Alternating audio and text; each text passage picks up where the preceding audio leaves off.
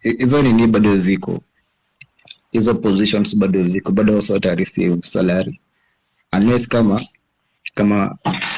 kuna information ita leak waseme jamani sema hii position sasa ziko kwa government but wasa bado wanapata salary. Na kama tutaipata information kama hiyo, then wasa wataendelea kupata salary na kuna kitu tutafanya.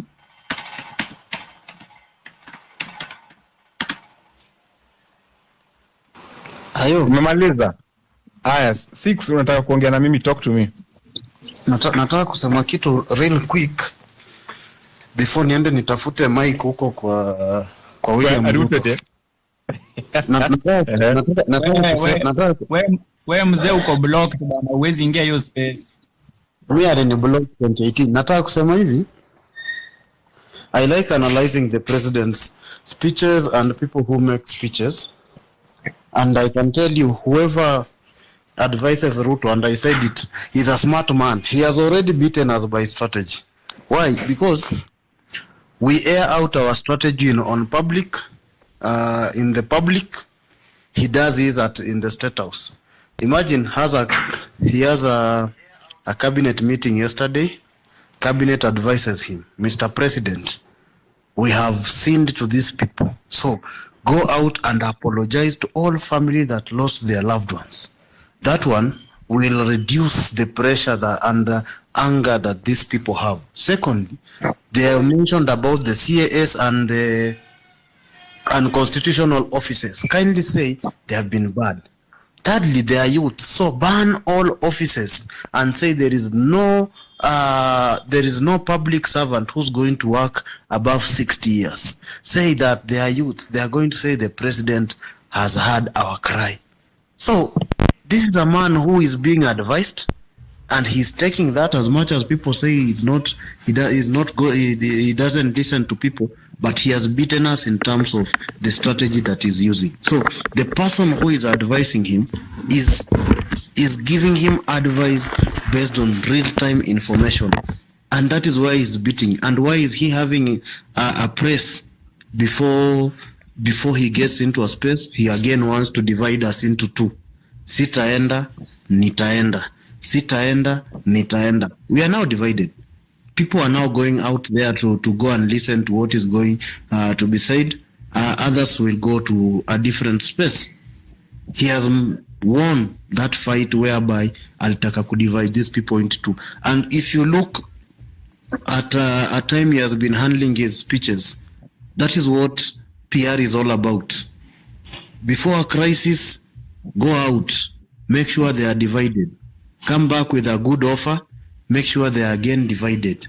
Come back with a better offer, then give them the best solution. What is the best solution? Come out to the spaces. So guys, I'll tell you one thing. Going forward, we need to come strategize and come back here and know what are we going to do next after today. Let him go around on these spaces. He will say lies, all he can say. But we know we have one goal, and that goal is Ruto must go. Personally, I've dedicated this account. In fact, I'm not tweeting about Arsenal until August, when the season starts. I've dedicated this account to beat William Ruto from Monday to Friday. I'll only rest on Saturday when Messi is playing. But Monday to Friday, this account is going to hit William Ruto. I don't know where I'll be getting tweets, lakini mimi hii account yangu nimeidedicate. He blocked me back in 2018, and I'm not going to stop until I see him out of that office. Even if it means vying for presidency come 2027, I'll go to vie so that I see him go at home. Anyway, thank you.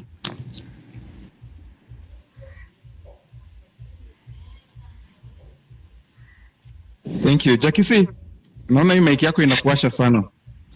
Fungua mic. Okay, thank you kwa nafasi manze. Mimi ni kitu nilikuwa nasema bwana. Huyu jamaa sisi ndo tulimuita space, like sisi ndo tulitengeneza hiyo kitu, tunataka akuje space tumuongeleshe. So tukikuja na hiyo idea, it means sisi ndo tungemhost, si yeye anatuhost. Juu yeye angekuwa mgeni wetu. And now that he has decided kutengeneza space yake akuje atuhost, atakuwa anapatia mics to the people wenye wana align na yeye. So vitu zitakuwa zinaongelelewa huko, maybe kuna mtu anataka ku raise point important ama muulize swali yenye inahitajika, huyu jamaa atapewa mic. So the important thing ye tutafanya hapa, just go there, report hiyo space yake, space ishuke bana. Huyu jamaa hakuna kitu anatu address hapa hivi. Hata akichange, hata akitoa au ma CS, Ruto ni yule yule manze. Uwezi patia mse mwenye anakunyanyasa daily unamwambia eti sasa amekuja kuchange. Hakuna venye atachange. Ruto hawezi change manze. Si tupush hii kitu. Kama atatoka saa hii, well and good. Kama hatatoka, tuchukue ID wenye hawana, kila mse achukue ID. Ikifika 2027 huu mse ateremshwe bana. Hakuna kutoroleti na Ruto. Huyu jamaa anamchukia manze. We, space yetu imebaki 9 minutes ianze. Kama unaenda anzanga saa hizi. Imebaki actually saa ni 8 minutes. Ona pa set at 20 pm, 14:20 East African time. Si ayo kuna kitu kingine, kuna kitu kingine amja highlight apart from your part ya condolence.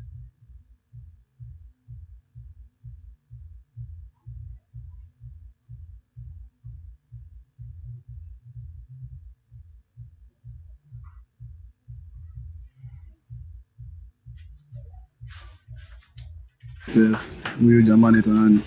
Kindiki. Kuja tu hapa hivi atuambie tuko na mashida nyingi, atuambie venye atasolve. Kwanza mimi nakuja hapa kuongea representing the people in diaspora. Huyu jamaa anakusema anarusha watu huku juu. Na ajali venye watu wanafika bila watu wanaland. Si eti tuko na manyumba huku juu. Watu wanakaa mtu kama haujui penye unaenda, unapata. So huyu jamaa kuja kwanza tuambie hii unasema unatutafutia job huku, like tena nimemwambia tuko watu wako interested kwanza kwenda majuu. Si ati maisha ati ni fiti yetu kitupwa juu kwa fiti. Watu wanaumia kitu ya kwanza. Kitu ya pili bana, kuna majamaa wamekufa. So far ni Kenyans wameraise wanafika 30 million. Huyu jamaa Gavata sioni, hakuna mtu wa Gavata ameattend hizo funerals. Sasa wamekuwa late to rest, hakuna. Na yeye alipeana hizo orders, inafaa kwa hapo kwa front line kitu ya kwanza. So akuje tu kwanza, akuje tu atu explain vizuri, alafu tuone kama ataendelea hadi 2027 ama ataachia tu hapa leo. Venye ame drop ama CS pia na drop sasa.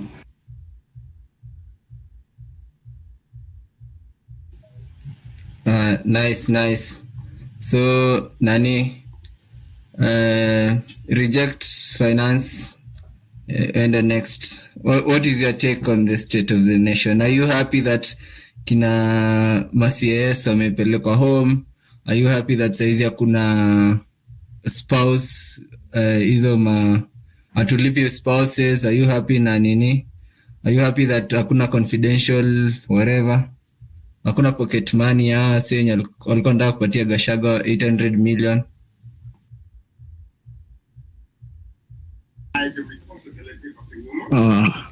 Okay, by take. Why do we have to pile pressure for Mr. Ruto to take an action? I mean, he should be fucking responsible. He should be responsible. He should do his obligation as it is required. Hakuna haja introduce their fake positions, then after Kenyans have piled pressure for him to take an action. I mean, it does not make any sense. And Linus for saying that we should be considered either tutamgoja hadi 2027 or not. No, we are not waiting for him. He should resign. He should reshuffle the country.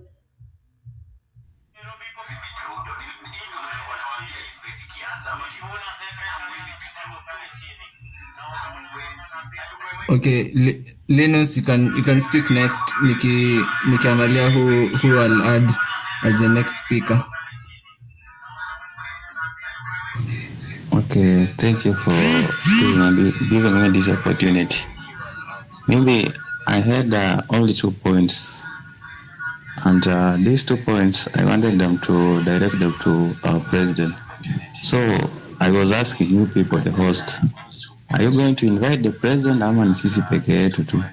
Because even if we don't invite the president, sisi tutaongelea shida zetu, president ajui. So what I'm requesting the host is that invite the president first, then you can start. Thank you.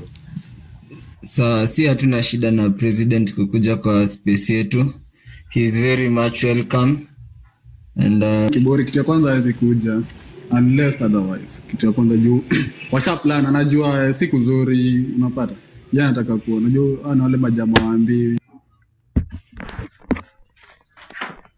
Unajua tu millennials behave like azitaka kuambiwa from basing from what happened kwa ile space ya kwanza yenye kina Murkomen waliingia.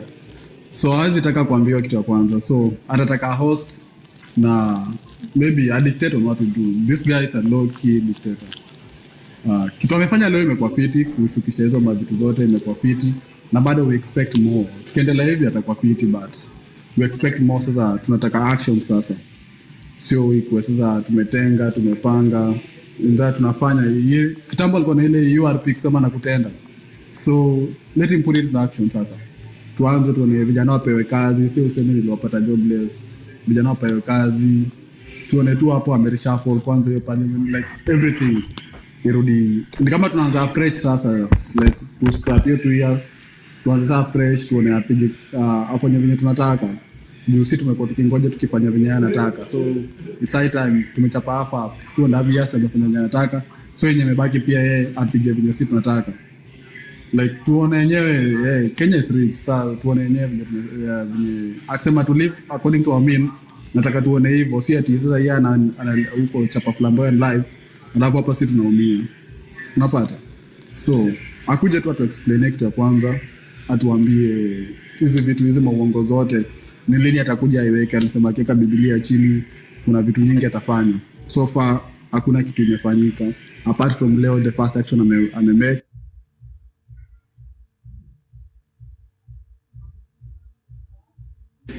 Majamaa na nyumbani, hiyo ndo the first thing tumeona amesema na akatenda.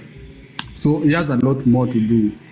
Wacha tuone venye atakuja tupange kama atakubali kuingia hapa. Pia kiburi yake kumfanya aone yeye hawezi kuja hapa. Bado tunapatana tu Twitter, bado tuko tu. Hawezi tugonga wote.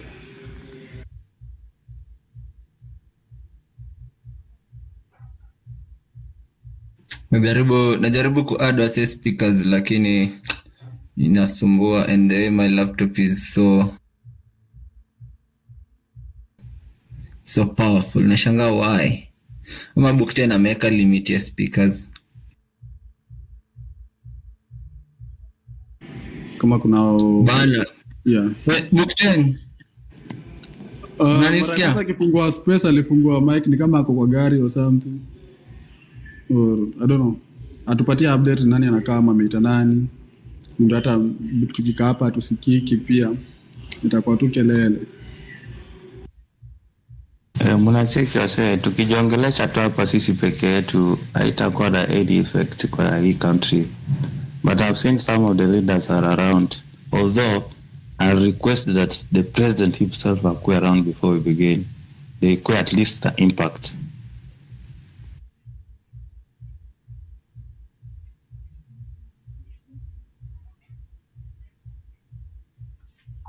Mimi kwanza niko na issue na hii ya diaspora sana. Ule mako tu zile we are sending people. Unajua ukikamko na venye Wakenya wanaumia, hakuna venye utaanza kusema unatuma watu. This is like boarding school. Hakuna mtu anatamani kwenda majuu, like ni Kenya tu imekuforce ukimbie. But see ati it's any better.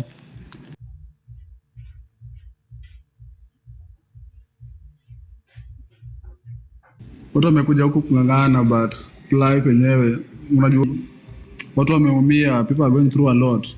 So yeye nafaa kusema anarusha watu majuu ama any country, hakikisha at least kuna accommodation.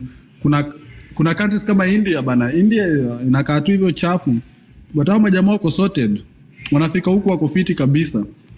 But I don't know problem inatoka wapi ikifika Kenya. That's why unapata hata wamekata dizia. Sasa hii kwanza country kama Australia kupata visa imekuwa very hard. Juu wamekazia wasee sana. Na all because ni kama tu ule jamaa watu represent fiti, ambassador amelala. India wanafanya job fiti huku bana, wako na nyumba, unapata already wanafika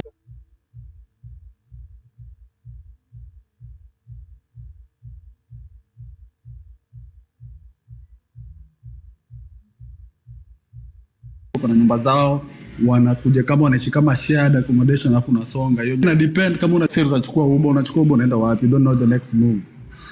So ina depend tu, hadi inabidi sasa Wakenya kama wenyewe, kuna Wakenya tu wenda airport kuokolea wasee mwenye ako stranded, anamtake anamhost. But gava iko tu, tuko na ambassador hapa hivi, unamwona once na blue moon, like huyu jamaa hapatikani, ofisi iko mbali Canberra, hawezi tembea. So jamaa nataka bana atuwekee maisha fiti pia kidogo, like pia sisi tusikike, tukue kama Indians bana, wanafanya nini fiti sana. Ama jamaa anakuja life yao inakuwa simple juu once umepata accommodation in a foreign land already, at least uko na peace of mind, umetoka na vitu zako Kenya, umebeba mareko kim zako, at least uko na place ya kuweka. Basi umefika umekaa nayo kwa bag kwa airport, si fiti bana. Sasa huyu jamaa kuja tu hapa atuambie ni aje anatupanga, unapata wale majamaa wanatuma majuu, unatuma anaenda kukaa wapi? Wewe hata ukituma bro yako mahali unahakikisha anaenda kuland safe. Usio uenjoy flight alafu ufike huko anze trauma, uwezi call back home, hauna uwezi, hiyo phone yako hizi piga, like umeshika hivyo uko nowhere. Na ukipatikana stranded pia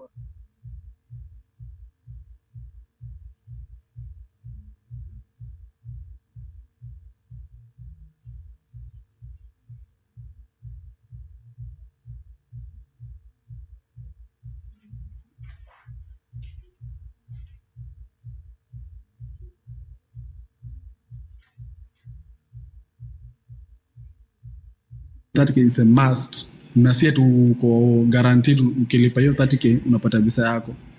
So acha kufanyia kitu kama na business. Mtu akiamua kutoka Kenya, sita ametoka Kenya juu anabambika ati kuna pesa ameenda. Hiyo si visit or travel bana. Mtu ameenda kazi. So akijaribu kurectify hizo sector, hapo tunaweza ongea sasa. Bukutana hapo tupatie update tuone tuendaje.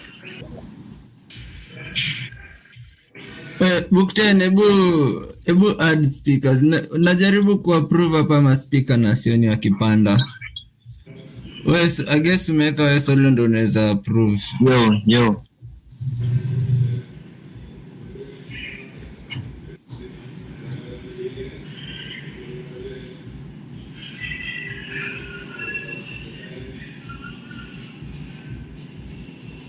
Jaribu ku-add mse mmoja hapa. Anaitwa nani? Let me send an invite. Sasa Bukutana tuambie kama ali-invite president hapa, hatuwezi kuwa wasi over 60k na president akuji. Na pia kama tunaenda yao sisi ndio tukue co-host tuko. Yeye tu ni wa kujibu maswali, si yeye ndo anatuuliza maswali.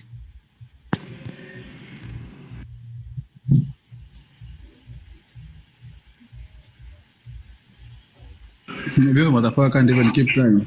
Hiyo press amechelewa, hii pia ndio anataka kuchelewa, so ujamaa But ako na hadi 5. Naona hadi nikaa press ashafungua space. Wacha tuangalia. Ya ashafungua space. Kuna msee nilikuwa nataka kuada hapa kwa sababu bana sioni wase. Huu Bukutana ni kama jeni approve ni add speakers. Press ashafungua space.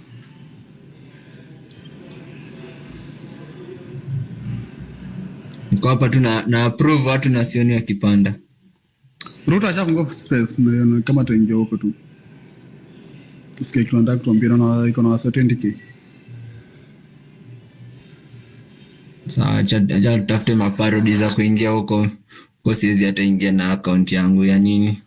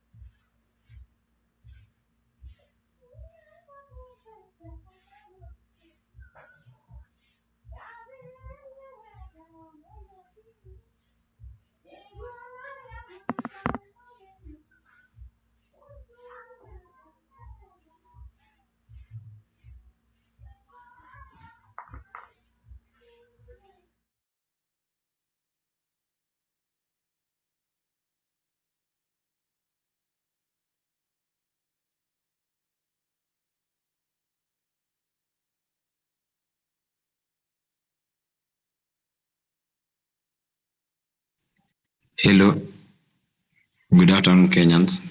This is me, Osama Otero.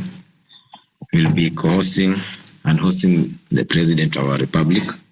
Nataka asikie issues zetu kwa ground. Hello.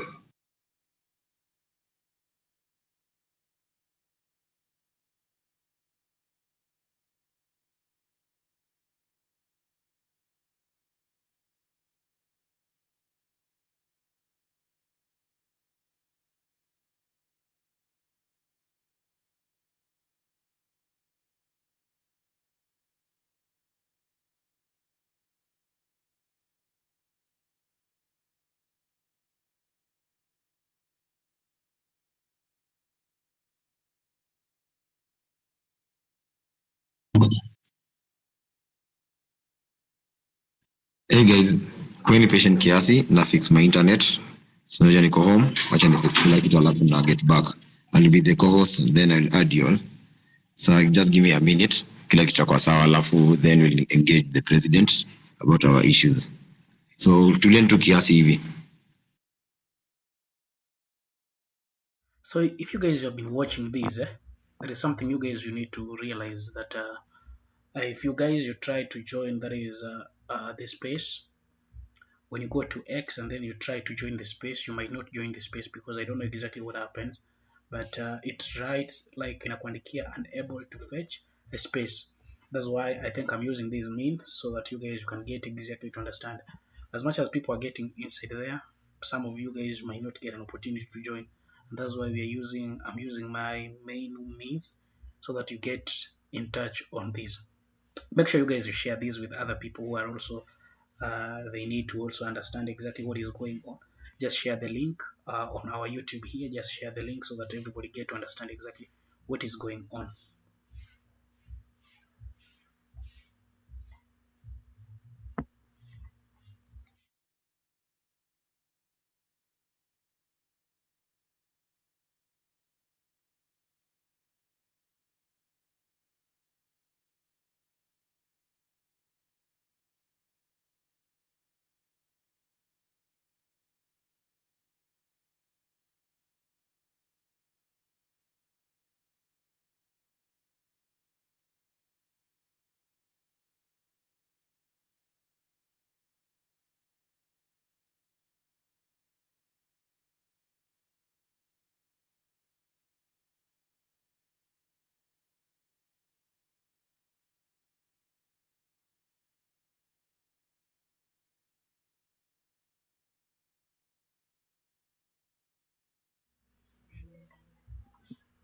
So everybody is joining the space.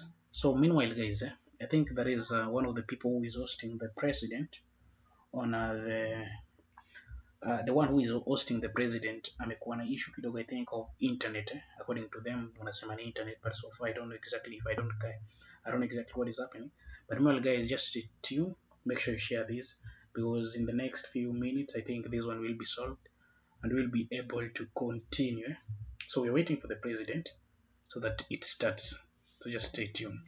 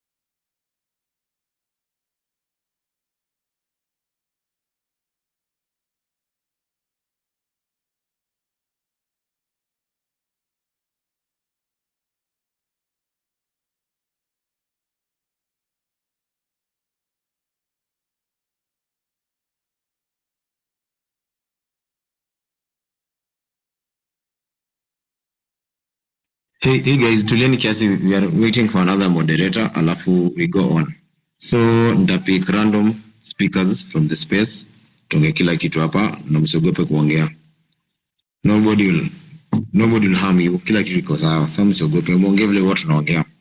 So kiasi tulipe like 5 minutes alafu tuendelee hivyo. Just waiting for Hussein, alafu kila kitu iko sawa.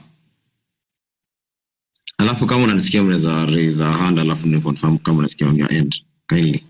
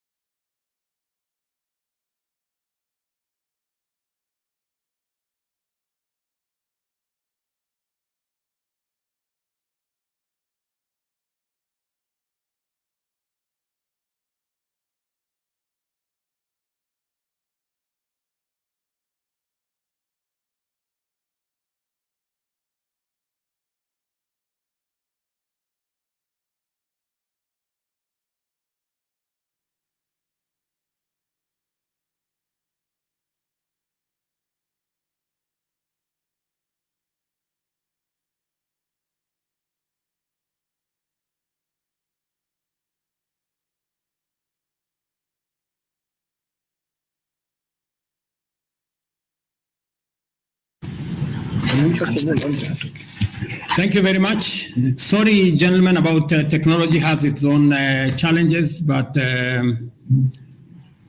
I hope I'm audible. Sorry, gentlemen, about technology has its own challenges.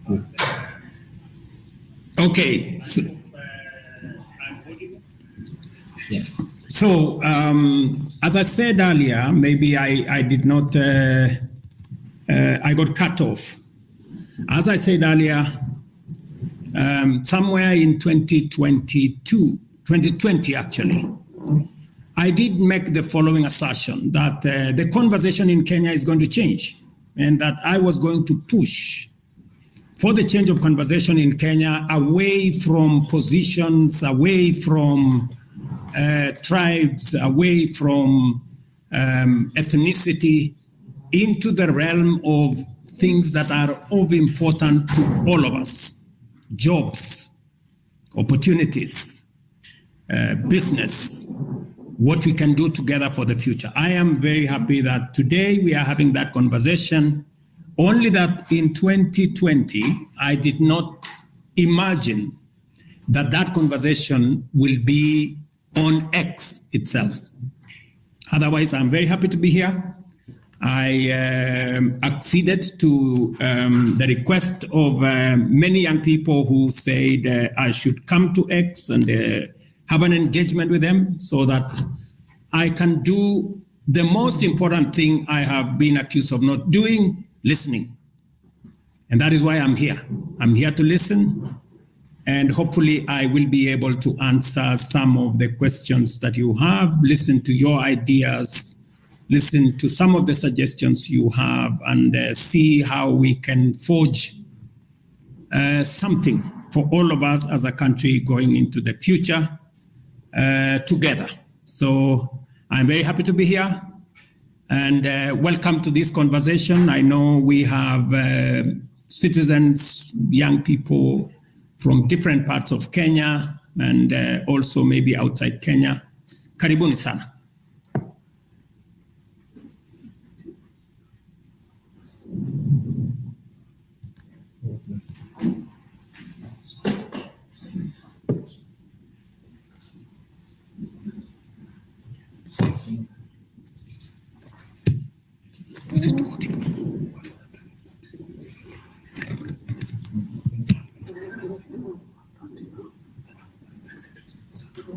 Okay.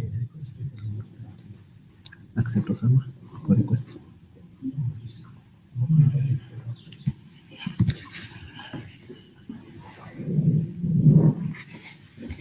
Yeah. Invite closed.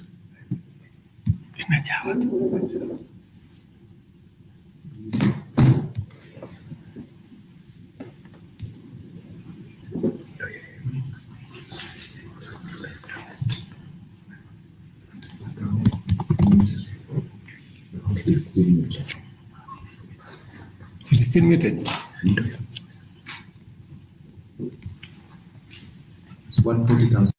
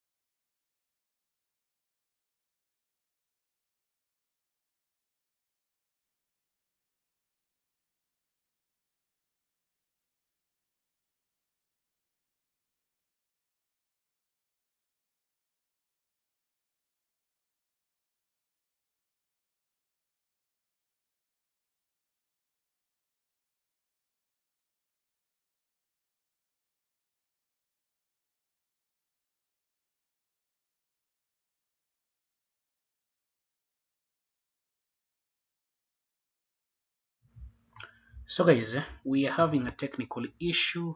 Not only us, but not us. The other side, that is the president side. I don't know exactly what is happening because most of the people currently I'm receiving a complaint that they have been trying to reach, just trying to reach out the X space where this a meeting or this conversation is being held, but most of them it is not going through for them. So I don't know exactly who happens to tamper with this because this is the first time we are having such a conversation and most of the people are complaining. We are still getting in touch to see exactly because as we can see, we have seen exactly the likes of a Murkomen, Kipchumba Murkomen is in the building. We have seen most of the bloggers on Twitter, they are here. You can see they're here. We have seen exactly uh, we have seen that is the president is here, but the mic has been muted. Yeah, Ababu Namwamba is also in the building. So I don't know exactly what is happening, but meanwhile, guys, we're waiting to see exactly if they are going to come back because the president initiated the talk and everybody is currently quiet. Like most of the young people who are targeted to speak, they are not here. When you look at exactly this space, it consists of people sometimes all these people who are here have verified accounts. So I don't know exactly people are here to There are a lot of they're only giving people space. You can only join here.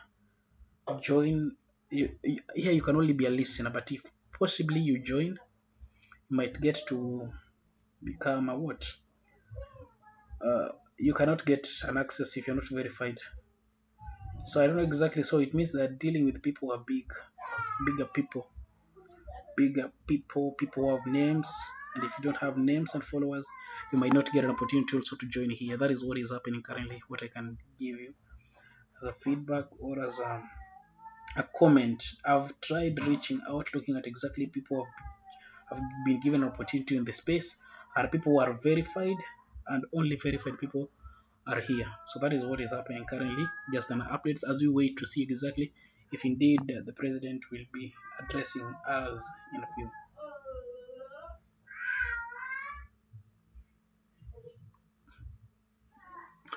So let's go into For the last week, the world has been watching Nairobi. Here's what they saw. Young Kenyans are demonstrating for their rights. They're demonstrating with flags and banners. I can't even see anymore. They're being tear gassed. They're being That woman struggling to speak because her lungs and throat are on fire. Her name is Alma Obama. She's a Kenyan activist, and yes, Barack Obama's half-sister. Protesters and police have been at each other's throats, and there has been incredible violence.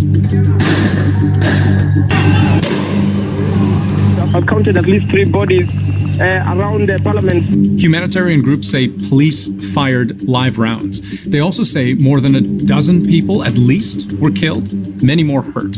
The military was deployed, and protesters were furious.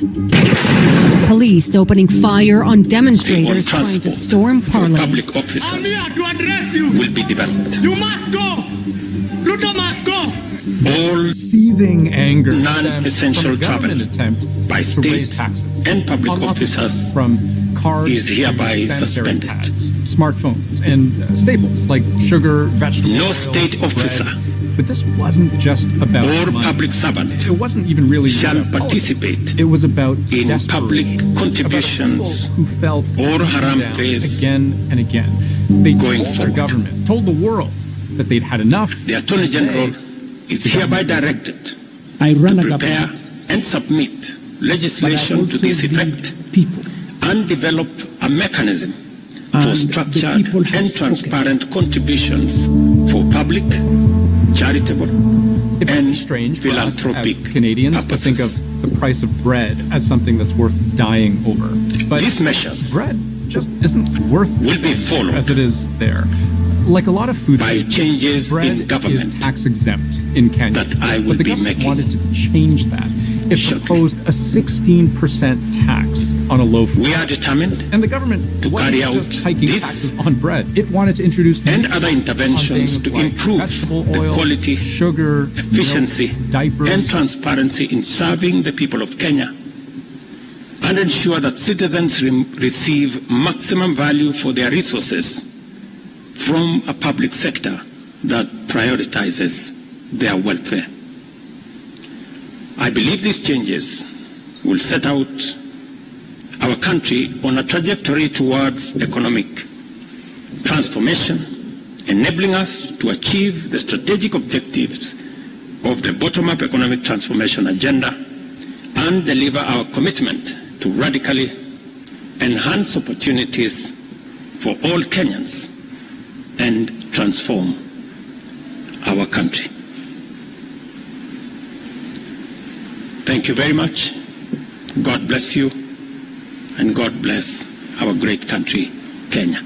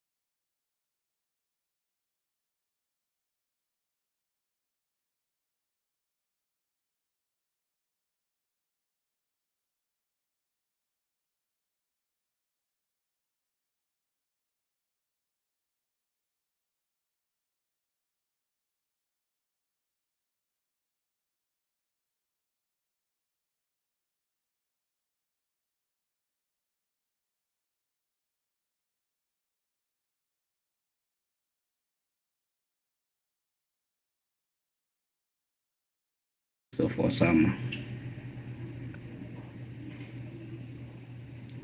this Hussein Mohammed.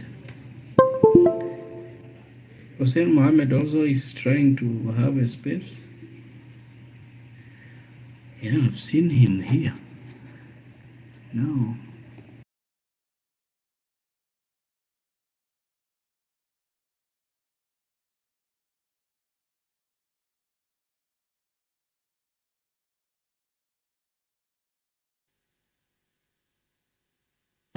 Francis, uko ready kuongea ama? Nilikuwa nimeongea Paul Kapi, nilikuwa but I can add this, I think the way we directed with Salasha ule mpi mkora ule alikuwa hapa usiku alikipata, afikiri imeenea kila mahali, so that is the way to go, that is moral. Huwezi kuja hapa alafu unajifanya you are with people but you don't have the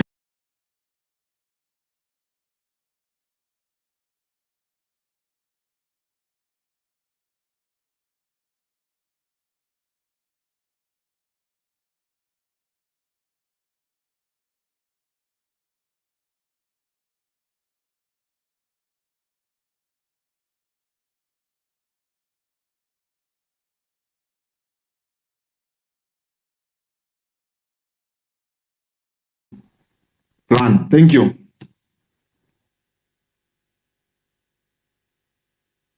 Okay, thank you. John, unaweza chukua mic, John. Thank you. Ile kitu mimi ningetaka kusema.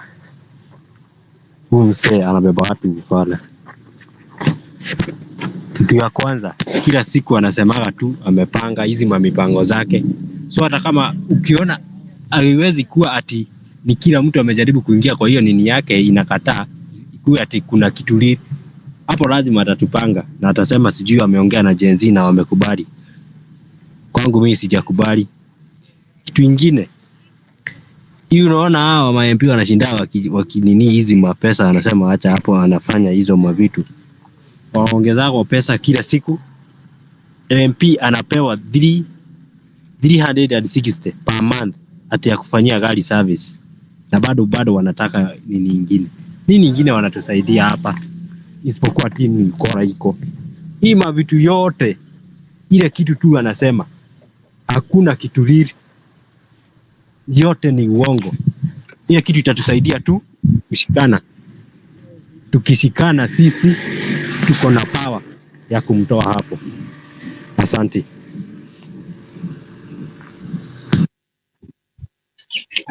Mi nataka kusema Ruto ako na CS na ako na cabinet secretary nini yake.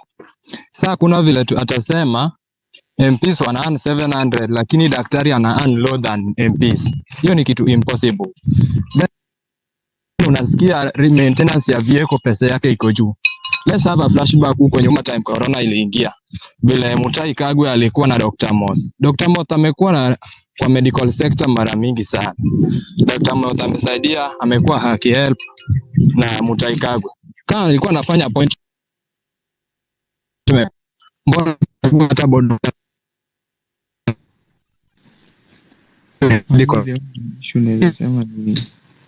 I just want to say sorry to our loved ones. Mchaguzi.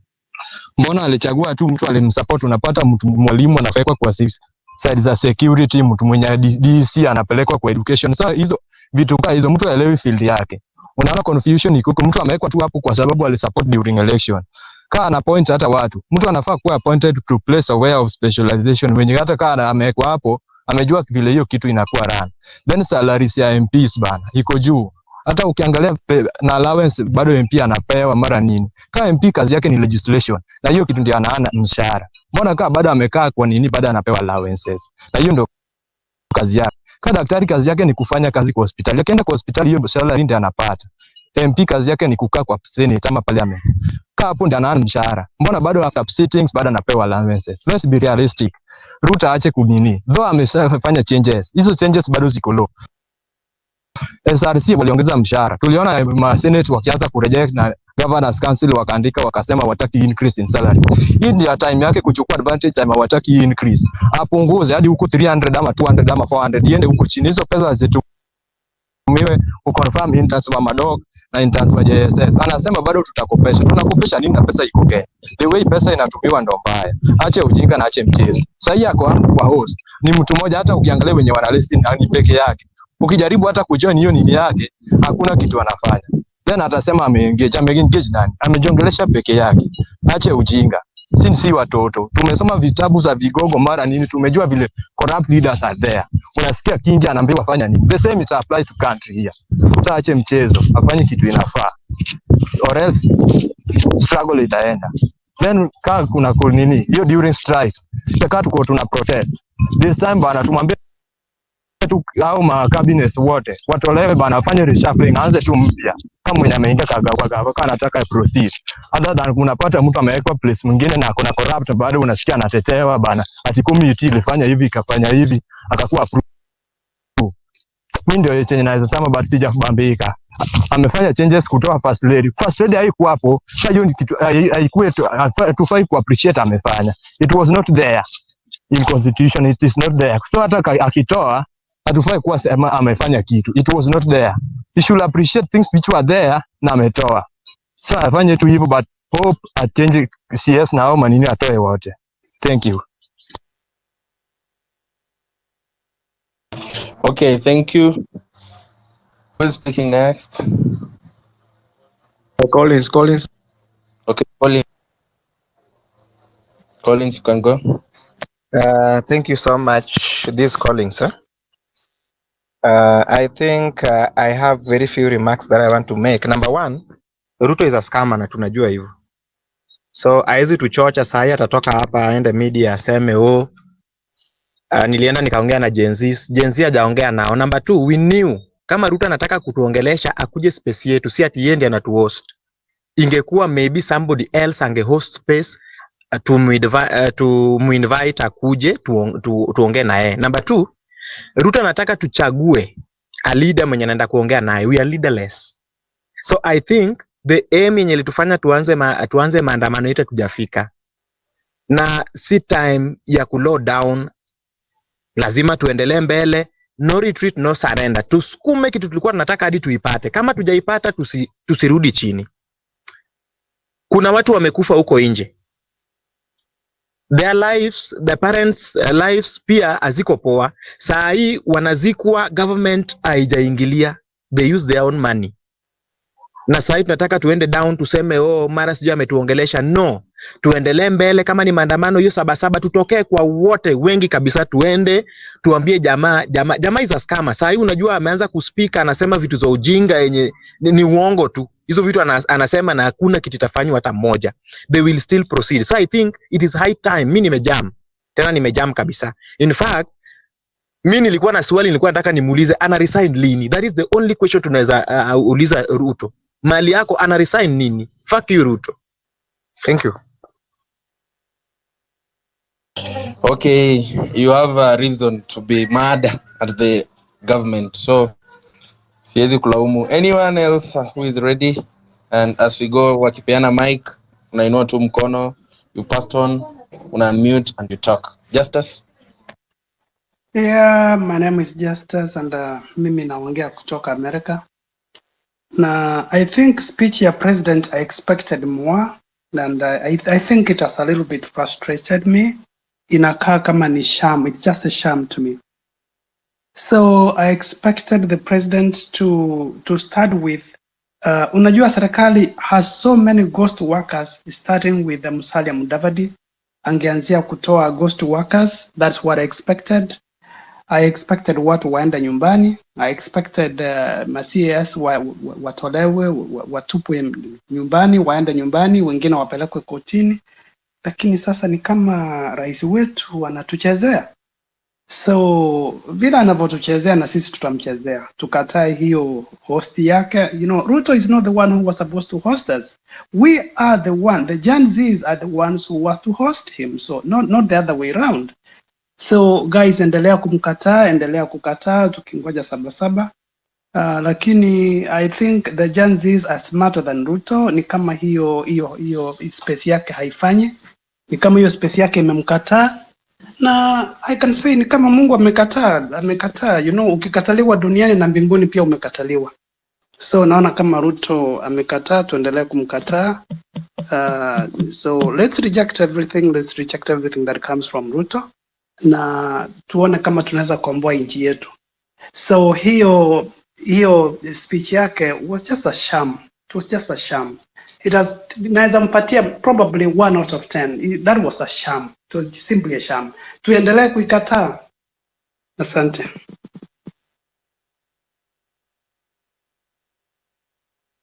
Thank you, Justus, on your views. Okay, Franco, I can see your hand is up. So, and other people continue requesting for the mic, so you'll give an opportunity to talk as Franco speaks. Okay, Franco, go on.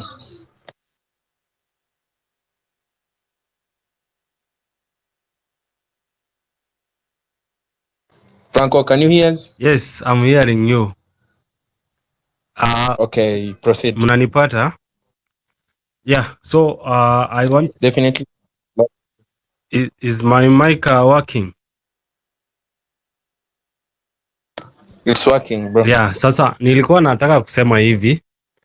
You know, it makes me happy to feel that now everybody is being engaged and everybody is giving their views out in this form that for the longest time it has been the government controlling things, and it has been the government doing what they wish to do, not what the common mwananchi wants them to do.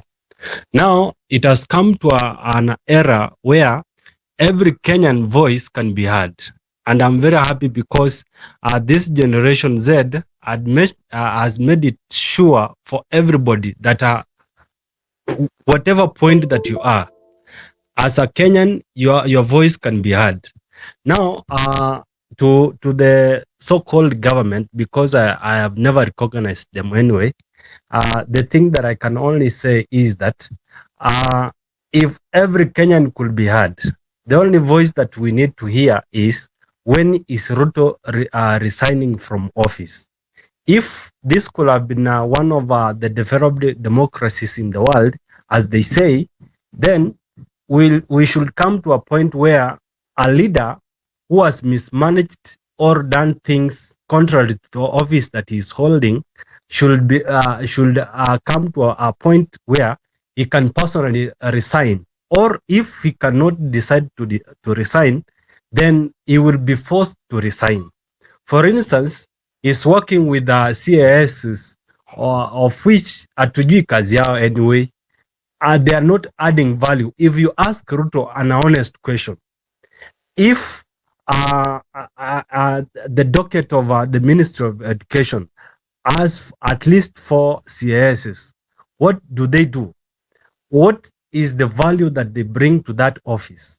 And you find a CAS who is not even working with an extra personal assistant. What are these people doing?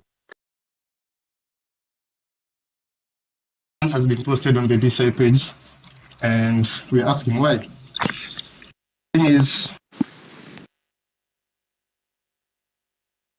and whoever recognizes themselves as a leader to us who kwa kivyake na is on their own missions. Another thing is to please sort out the passport issues. Kidiki, our interior minister is somewhat also out of touch with reality and incompetent. He doesn't deserve to be there. We thought he was smart until he proved us wrong. Another thing is with the US Embassy. Wase wengi ukwendanga huko hivyo wanatonga domingi sana kwenye hizo interviews and blah blah blah, na eventually wananyimwa hizo visas. So can they also sort that out? Asanteni.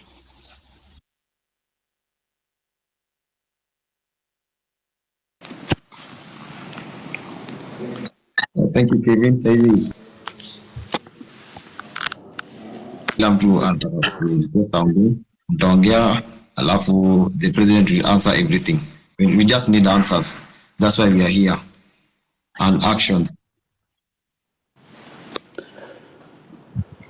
Thank you, Otero.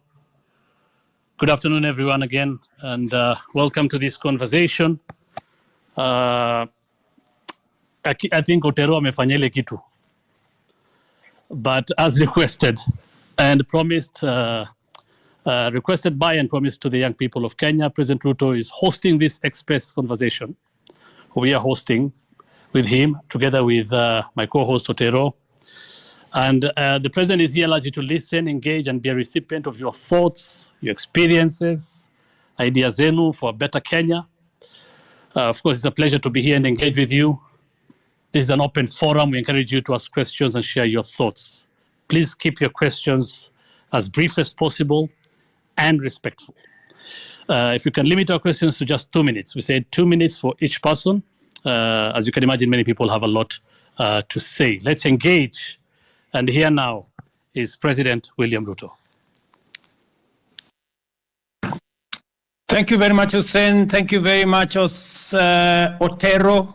And welcome all good people, ladies and gentlemen, from different parts of Kenya, from different parts of the world to this conversation. As I promised,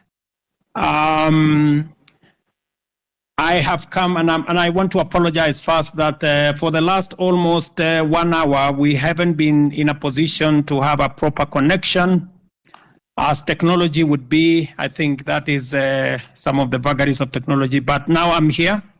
I apologize that maybe some people have asked some questions, but that I didn't have the benefit of hearing them.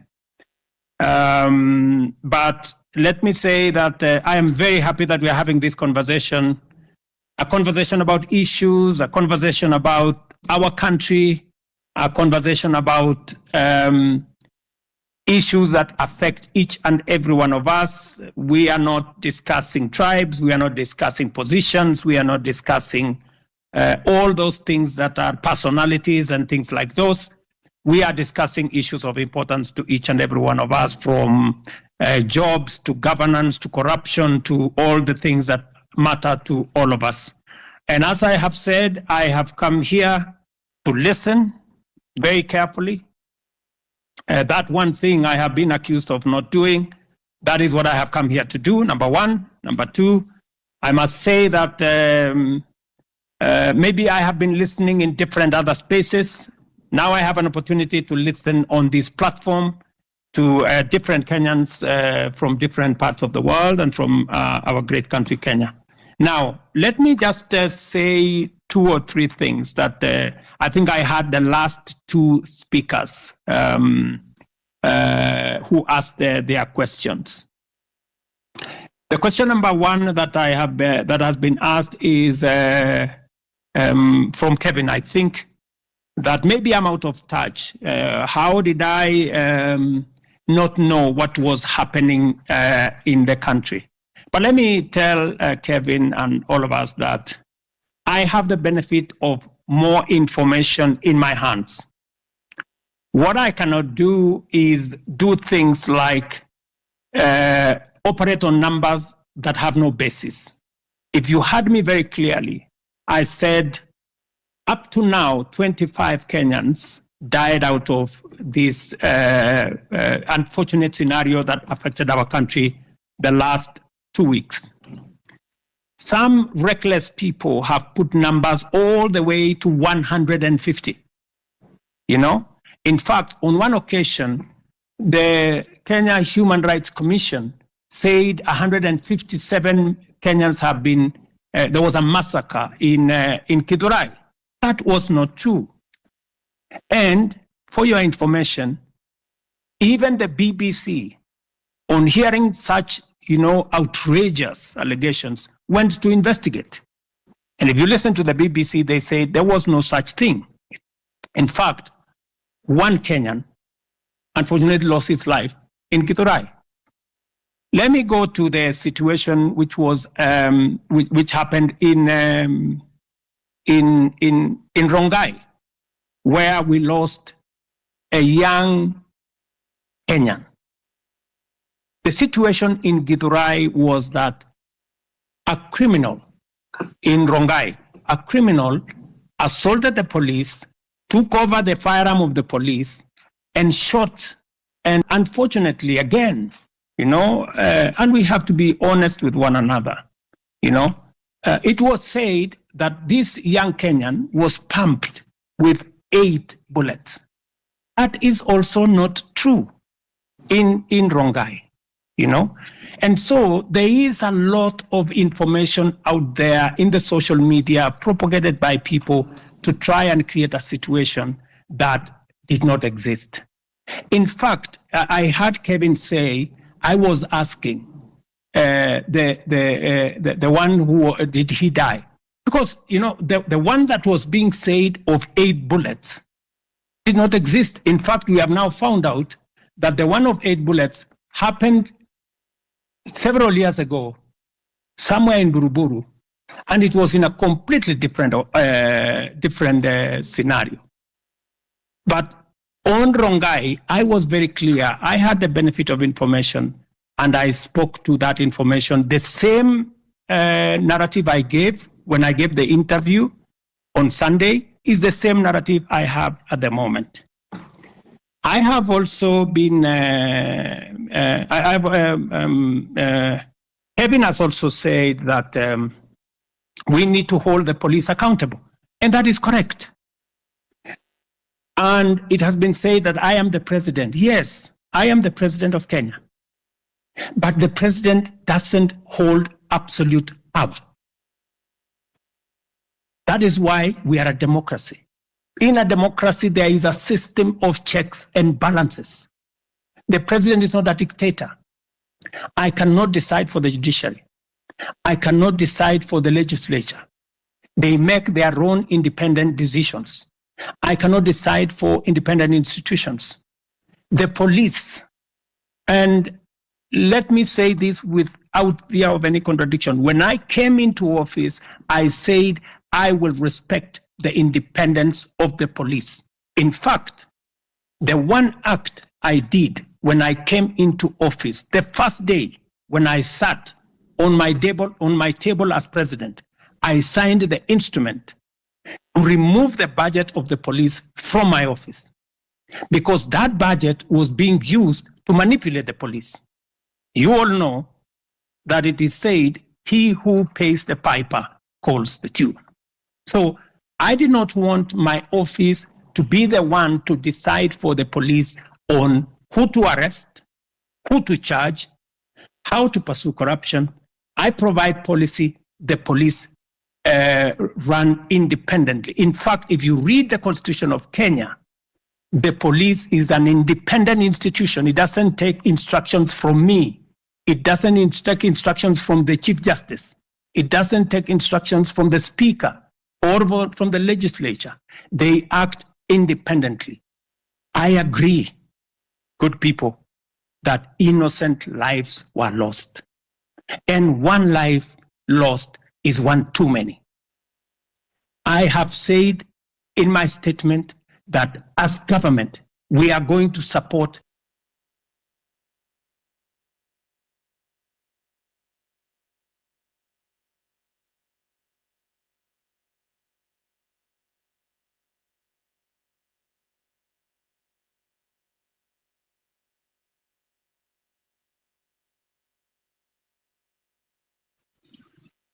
Nikaa kunaishia connection. Hussein, unasikia? Nasikia Otero. Just one moment, let the president use my handset in the meantime, yeah? Osama Otero, I got a question in regards to what the president has said just now.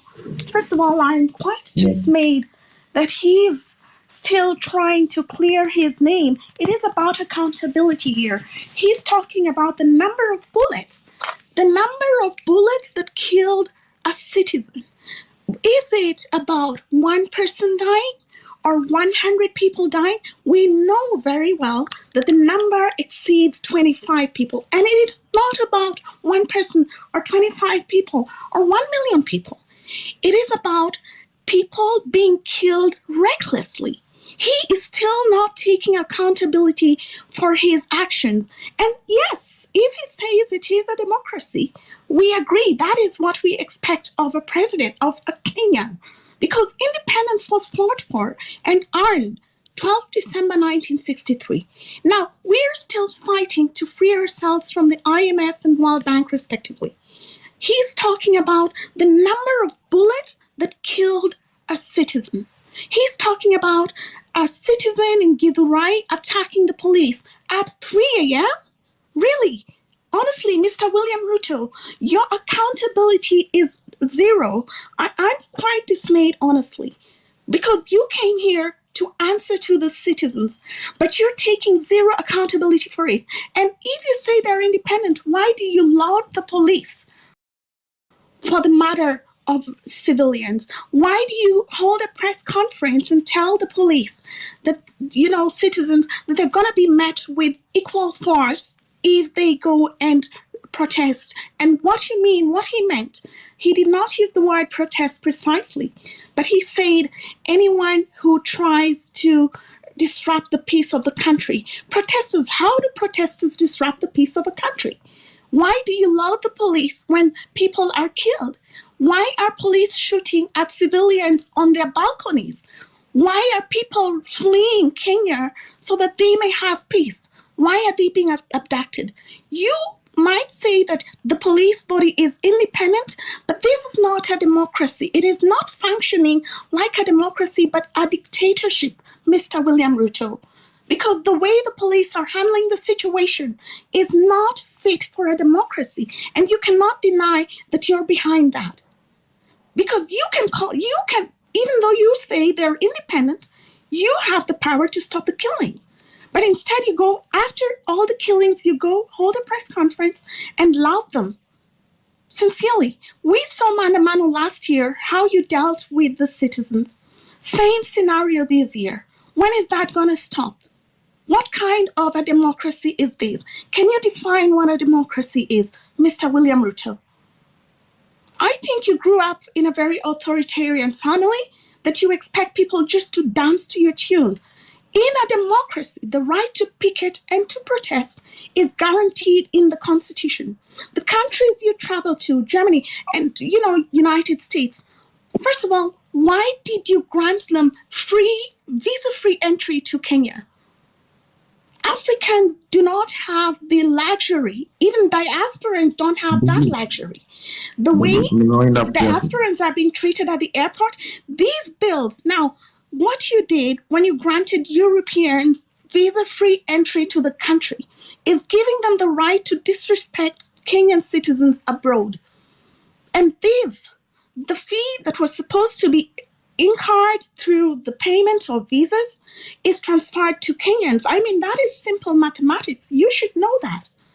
Okay, Kenyan German lady, thank you so much. Why don't you set the same expectations for European nations and the West in general as they set for Kenyans?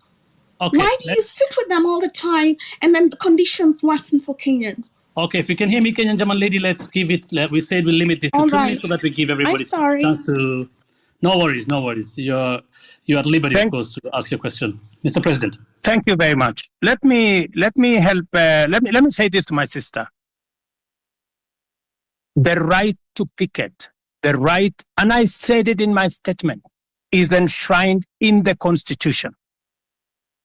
But let me also make a distinction. I said the protesters, peaceful, within their democratic right, were hijacked. There are people who infiltrated. I am very sure that the people who banned the office of the Chief Justice, the people who banned Parliament, are not the peaceful protesters. These are criminals who I was speaking to, and I was saying the police must stop criminals who are banning institutions, who are banning people who have gone to destroy people's property. I don't think those were innocent demonstrators. I know for sure that innocent demonstrators came out to protest, to picket, because it is provided for by the Constitution. But honestly, do you want to tell me that the innocent protesters, the people who had come to picket, are the ones who broke up shops, stole people's property, burned down parliament. I don't think so. And we need to protect the protesters, but we need to keep the criminals who want to cause mayhem out. And I have the responsibility to do both by assisting, getting the police to do what they have to do. It is my responsibility to facilitate the police. The police will tell you, ever since I came into office, I have tried to assist them, to get them the right equipment, to get them the right capability to protect the country and to protect innocent protesters. Let me also tell you, many of the innocent protesters became victims of criminals who stole their phones. They were all over, who took away their money, who stole from them. This is the balance we need to get. But let me tell you, ultimately, after I have said everything I have said, I am ultimately responsible because I am president. And that is why I said it was regrettable. It was unfortunate that we lost lives in this engagement. And I have said government is going to assist all the families as to the extent that we can to make sure that we minimize the loss that they have gone through. Let me also say the following. On matters to do with passports, I think we have made a very big step in the right direction to make sure that we deal with the challenge of passports. And even now, we have given a green channel to Kenyans who are looking for jobs abroad. Today, there is a green channel at immigration to make sure that those Kenyans who have jobs abroad can be able to be processed much more easily. Let me also say, there is a reason why we have a visa-free regime in Kenya. And when I say a visa-free regime, it doesn't mean that people come to Kenya for free. That is not the same. It is that we have simplified the process. Today, you will come to Kenya. We have simplified the process because we want to escalate our numbers. And for your information, because of the visa-free regime, we now have a program called ETA. Our numbers for tourism have gone up by 500,000. More Kenyans today have jobs in our hotels.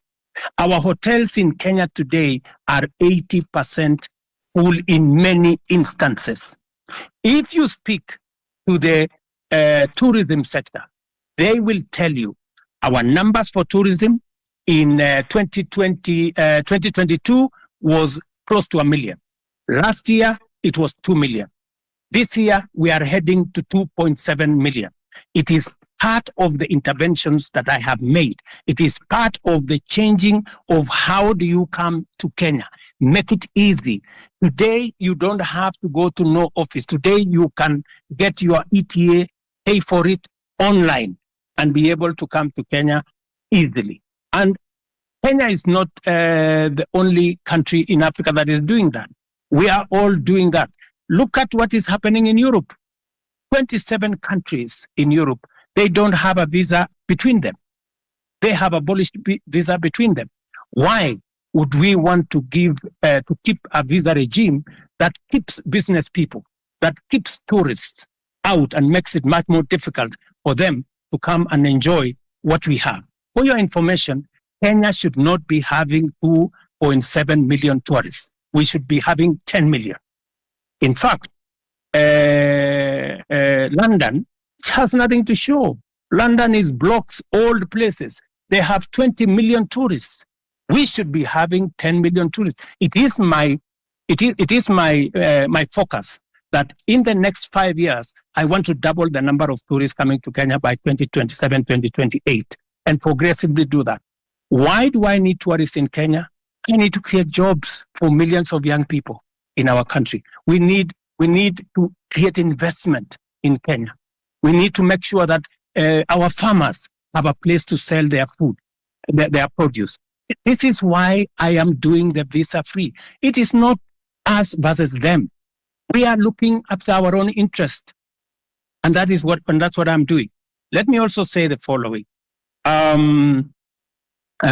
Many people have asked me why I shouldn't dissolve cabinet. You see, when you sit in the place that I sit, there are many things that you have to think about. And I have given my undertaking this afternoon, that I am in the process of looking at how differently we can be able to reorganize government for it to deliver effectively, appropriately. And I have listed a number of interventions that I believe will take us to the next level, added on to what we were doing. I have also heard from my good sister who said that what happens to the finance bill? Is it going to become law in 21 days? Because that was the biggest beef. And why did I wait until it was too late? Let me answer it this way. First, let me say that the finance bill today was a victim of many falsehoods and propaganda. The finance bill today was meant to achieve very important things for the Republic of Kenya.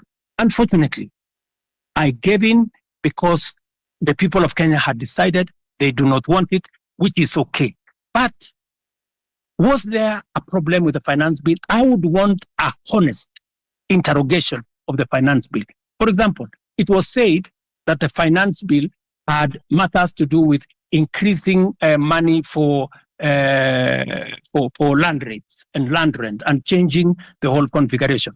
Let me tell you, there is no single sentence in the finance bill that speaks to land rents and land issues. It was not true.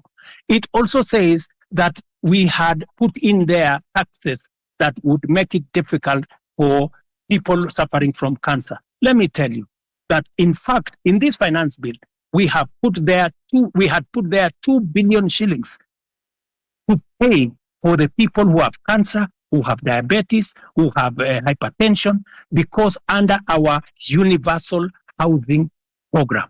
In this same bill, we had put interventions that would create more jobs.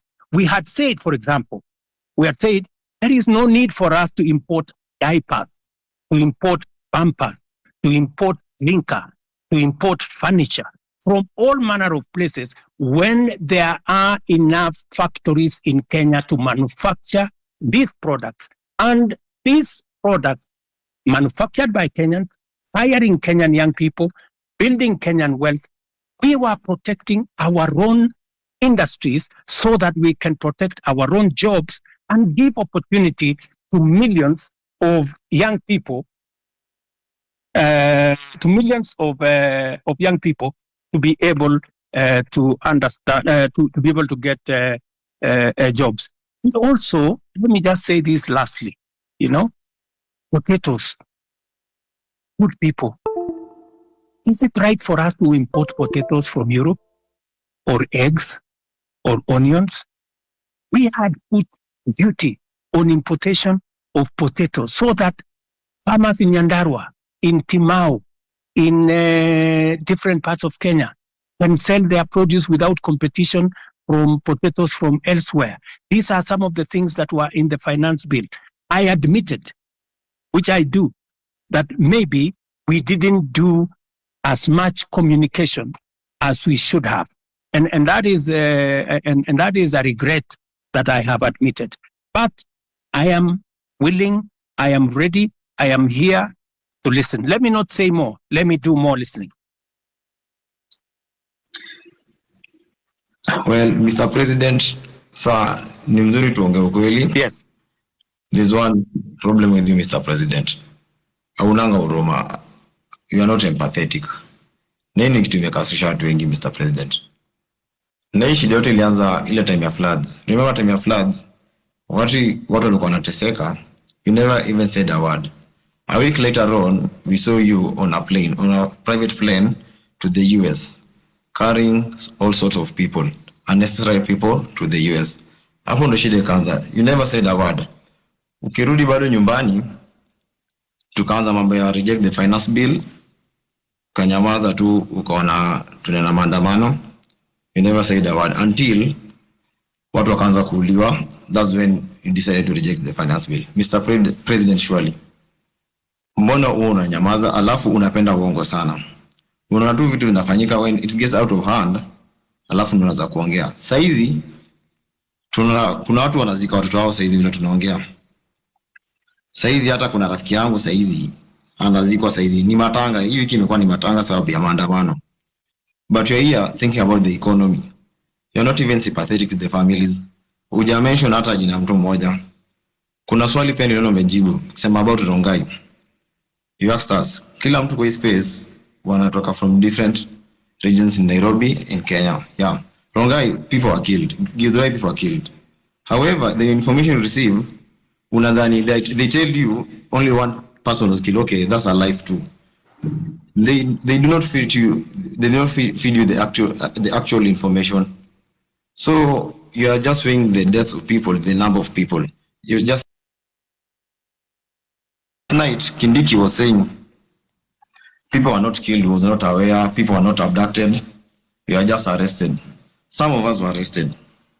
And your excuse is that the police unit is an independent body. Surely, Mr. President. Watu watakuwa alafu unasema police unit is independent. Alafu kata wanauliwa ya excuse unasema the economy is growing. How can this is right now the country is mourning. Properties worth of billions were banned. You have not addressed that.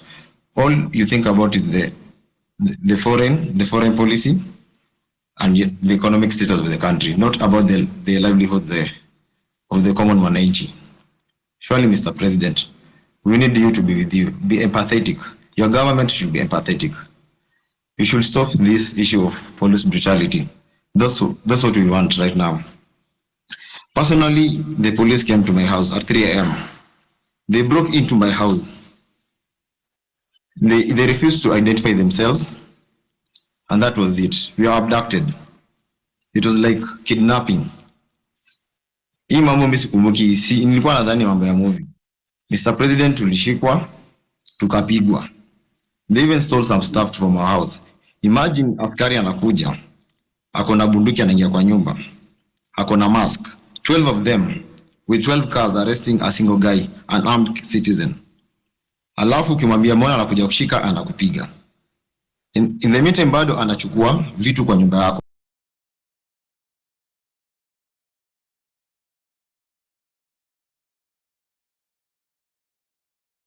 They even went to Parkland police station. That's where I was arrested. The OCPD told the guys, we know about this thing, but will not take any action.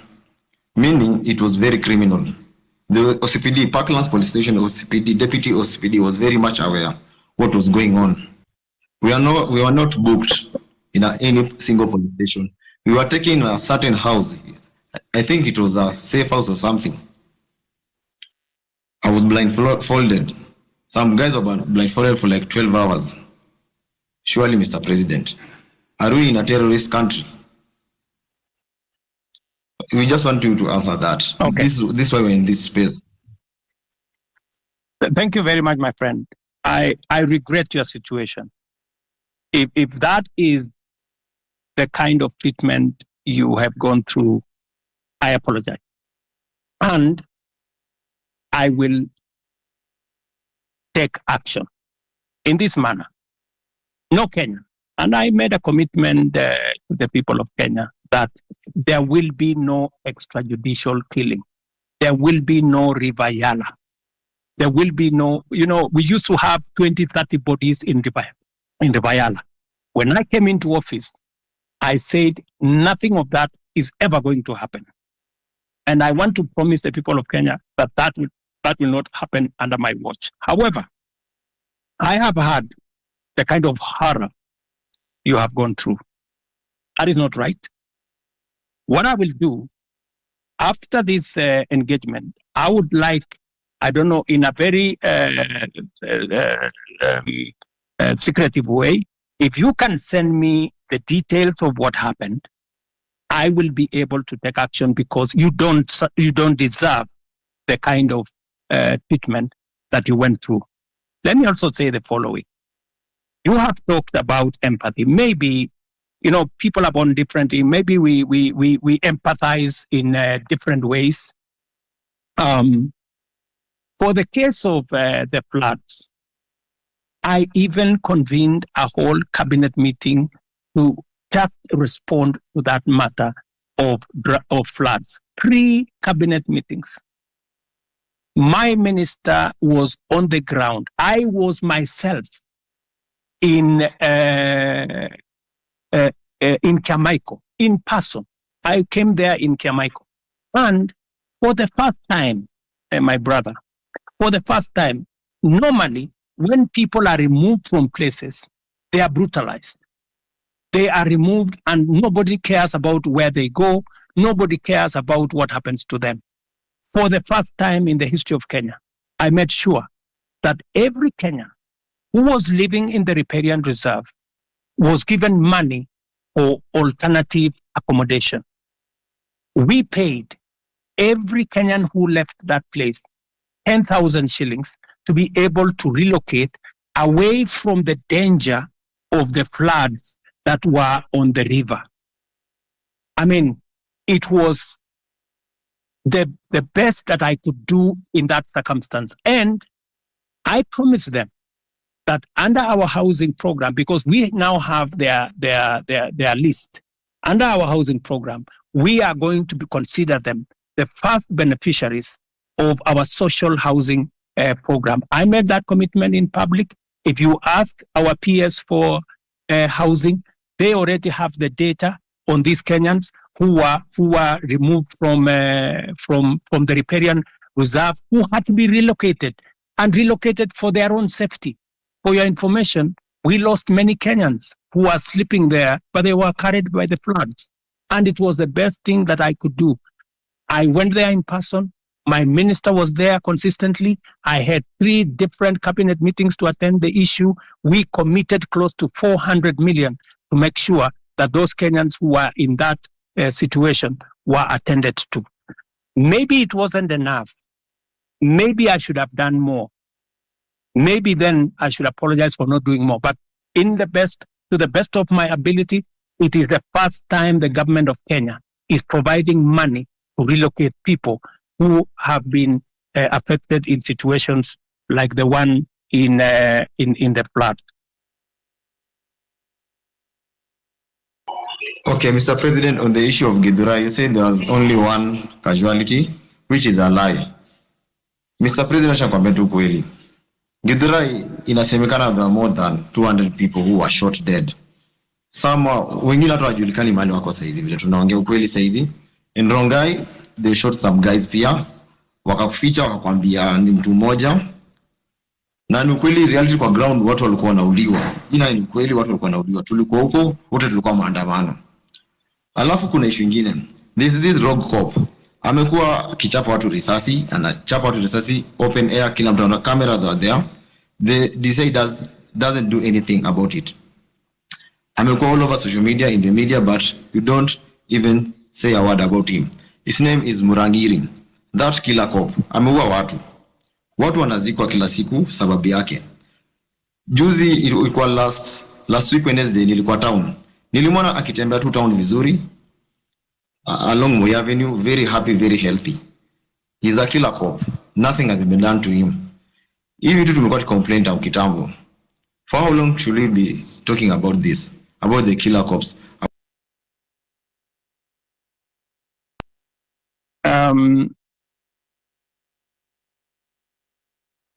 Sorry. You can go ahead, Mr. President. My good brother, it is good to be brutally honest. And I will not, as president, or even as a Kenyan, ever say anything that is not factual, especially on a very serious matter of people losing lives. Are you saying 200 people were killed in Githurai? Really? I mean, my friend, where are can the family step forward? People who are saying our members of our family are missing. They went to Mandamano or they went to picket and they did not come back. 200 people is not a joke, my friend. So I really want to plead with you. I am sorry to tell you, you have wrong numbers. I'm sorry to tell you that. It is Mr. not President, possible. we even have the names. It's all over social media. Hata sisi mnaweza post, mnaweza soma hizo What about majina. social media? I want to offer We you. have the names. I want to Even the offer you. faces. We have the Tomorrow, faces and the I names. want to offer you to bring the names and family members of the people who are saying their loved ones are not there. Don't even take them anywhere. Bring them to State House. Them family members who are saying, I have lost so and so. My fellow, a member of my family was there on Monday last week. He went to Mandamano and he didn't come back. And where possibly are the bodies? You know. So I mean, really, my good friend, it is just good to be. You know, we are dealing with a very serious issue. Please let us not use information that is not verified. It just helps to create a situation that is not correct. Mr. President, I have another question too. Kindiki yesterday. Otero, tupatie wengine nafasi, at least your co-host. Ya mwisho alafu nimuulize alafu ni ad mwingine. Mr. President, jana Kindiki alisema guys were being arrested, not abducted. When a guy is arrested, it means the area police station or the area OCS or CPD is aware. When I was arrested, Parkland's deputy OCPD was not aware. Meaning these abductions are very illegal. Right? Let me say the following on matters of abduction. You know, first, let us agree first that the era of extrajudicial killing is no longer with us. There is a new problem called abduction. And it is something that I am going to exercise my mind on because the police have clear rules of how to arrest citizens if they have to arrest citizens. There is a clearly stipulated procedure on how that is done. And if anything is done outside the procedure, then it is illegal and it is punishable. So when the police arrest somebody, they must declare to that person that they are policemen, they are arresting this person for this and that and that and that, and they take him to a place that is known. So that is a matter that I will take up and I will deal with it. Okay. Thank you, Mr. President. Otero, tuko na wewe bado utauliza maswali, naona umeanza wewe ni Otero, so unaamua vile utafanya, but patia watu wengine chance. We'll take 3 people, 3 at a time faster. We have, I'll bring in Alai, followed by Edith, followed by Gray, and then you can give Wakili after that 4. So again, Hussein, I really don't think Alai should speak because his comments will be biased. This space is basically about what we are going through in the street. Alai doesn't know about it. In short, Alai amekuwa kiongea mbaya kwa hili story ya maandamano. I really don't think Alai can speak for himself. We can't limit anybody from speaking. Everybody has the freedom to speak here. No, Alai is very bad. So thank you. Let's have Gray can speak, but Alai, no, he hasn't been against this. Thank you. Otero, I've been an advocate of freedoms for a very long time, especially when we don't agree. So I would ask you to learn that lesson that you should listen to people, especially when they don't agree with you. And that's what the president is trying to do here. We don't agree with him, and that's why we want him to listen to us, and he agreed to come to the space. And moving forward, I really want to tell the president that, Mr. President, you know that your success is our success, and we really want you to succeed. The problem is that I don't know if you really want yourself to succeed as a president of Kenya. Because from the moment you got to be the president, there are things you did which I think just sabotage your presidency. When you decided to say that you are not going to listen to intern doctors. I said, does the president know what he's doing? Because he's touching the hearts of Kenyans. These are the people who spend most of their time in public hospitals.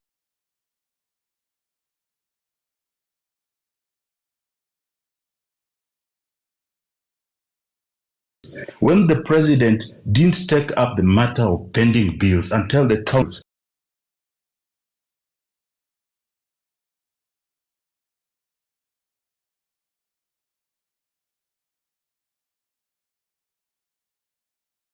churches, Mr. President, I think you sabotage your own presidency. And that's why I ask myself that the president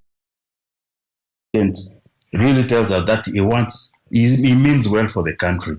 But is he really meaning well for himself? Because unless somebody else is the president who is doing all these things, the second and last question, because I don't want to spend more time, I'm an elected official in Nairobi, Mr. President, is the issue of Nairobi on-source revenue, which we have asked, we have investigated, we have been taken round. Mara, it was KRA which is collecting that money. We have taken to office of the president. Finally, we were told that it's being collected in State House by some agency. We can't get, I'm the vice chairman of ICT in Nairobi City County Assembly.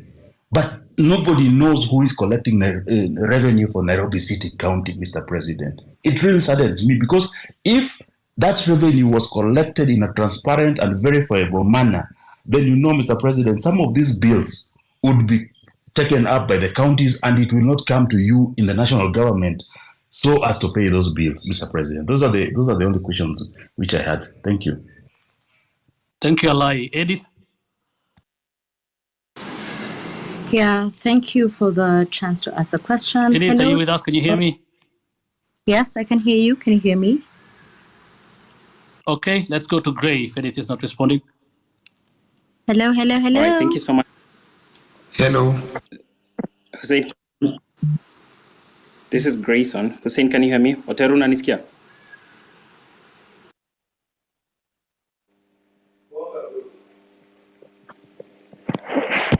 I can hear Eddie and I can hear the other gentleman. I'd like to ask my question if you can all hear me. Okay, let's have one person speak. Gray, speak. All right, thank you so much, Hussein. Edith, I'm sorry. So, Your Excellency, my name is Grayson Marwa. My question to you is one, and my question is on this very, very emotive and very, topic that we love talking about as a country, which is corruption.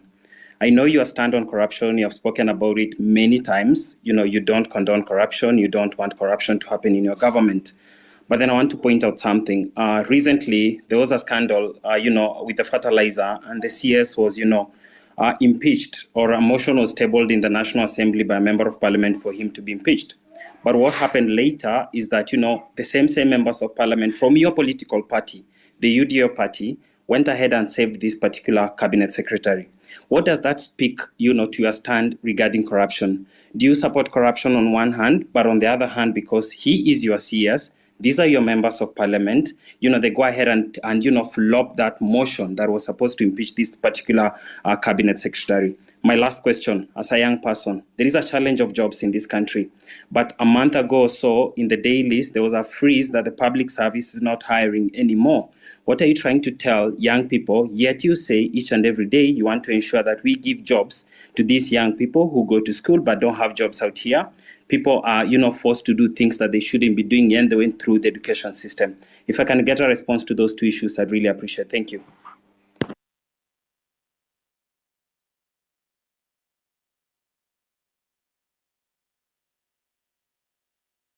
Grayson, Do I answer those, or I thought we said we take three people? Can we take maybe Eddie? Eddie was somewhere. There is a lady called Eddie was somewhere or something.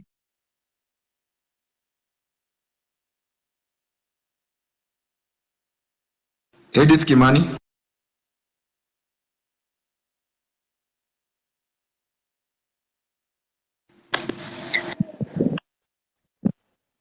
Otero, from my end, I see she's a listener. Maybe you can add her to speak from what I'm able to see on my end. Okay.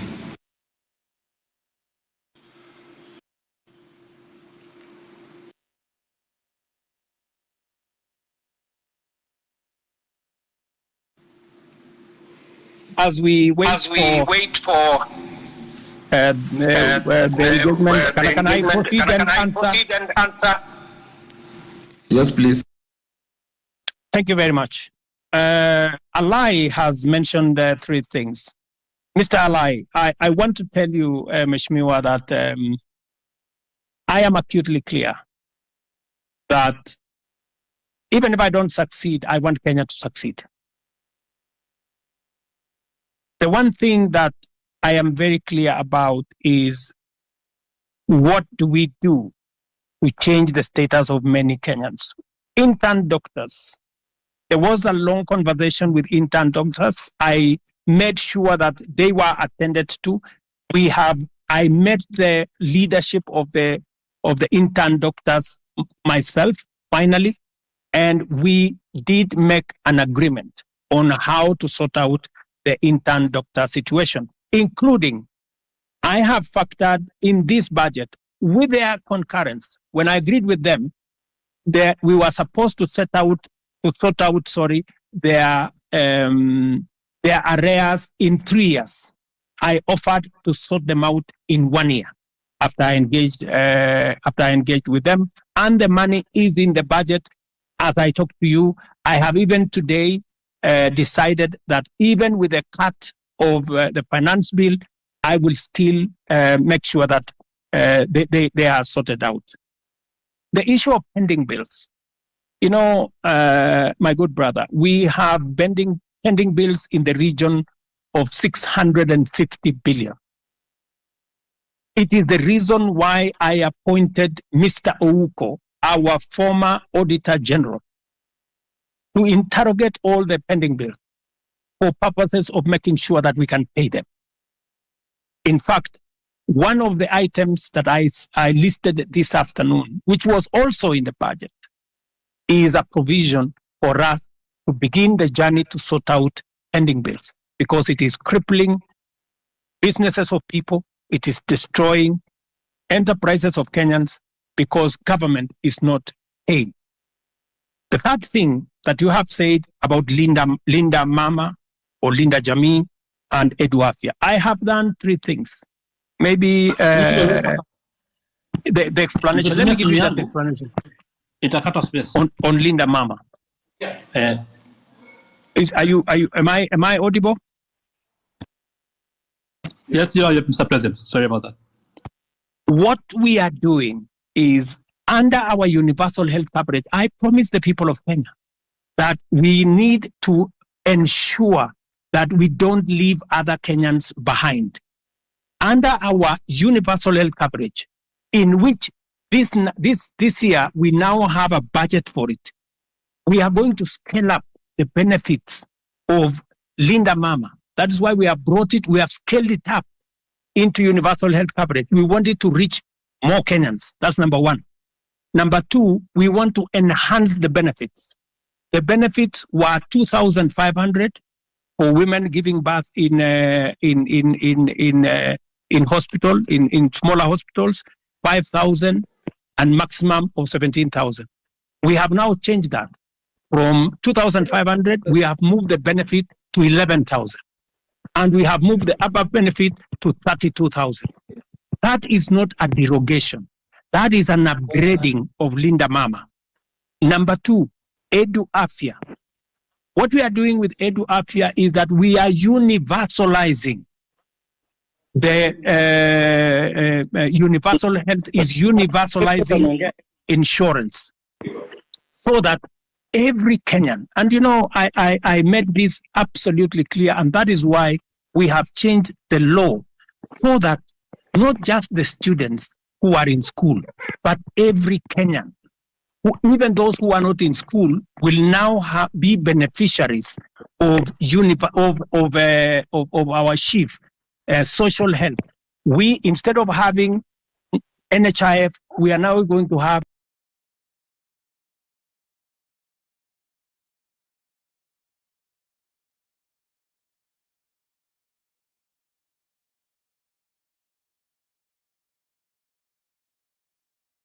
that universal health is available to many Kenyans. Finally, on Nairobi own source of revenue. I thought I heard the governor say the other day that he had increased it, he had raised more revenue than was ever raised. I'm not sure about that. But I want to tell you that that is a Nairobi County affair. You, Mr. Alai, should not be asking me. The public should be asking you, because you are the person. You are the person responsible. You are the representative of the people. You should answer that question. You should be the one to interrogate the county government. It is your responsibility of oversight. It is your responsibility of representation. It is your responsibility of legislation. You should legislate how the county resources are raised. You should oversight the county government to collect it. I just want you to take up your job and do it. Let me, Gray Marwa has asked me two very important questions. Marwa, these are very important questions about corruption. Let me say the following, just three things first. Number one, I said before that corruption must be dealt with firmly and decisively.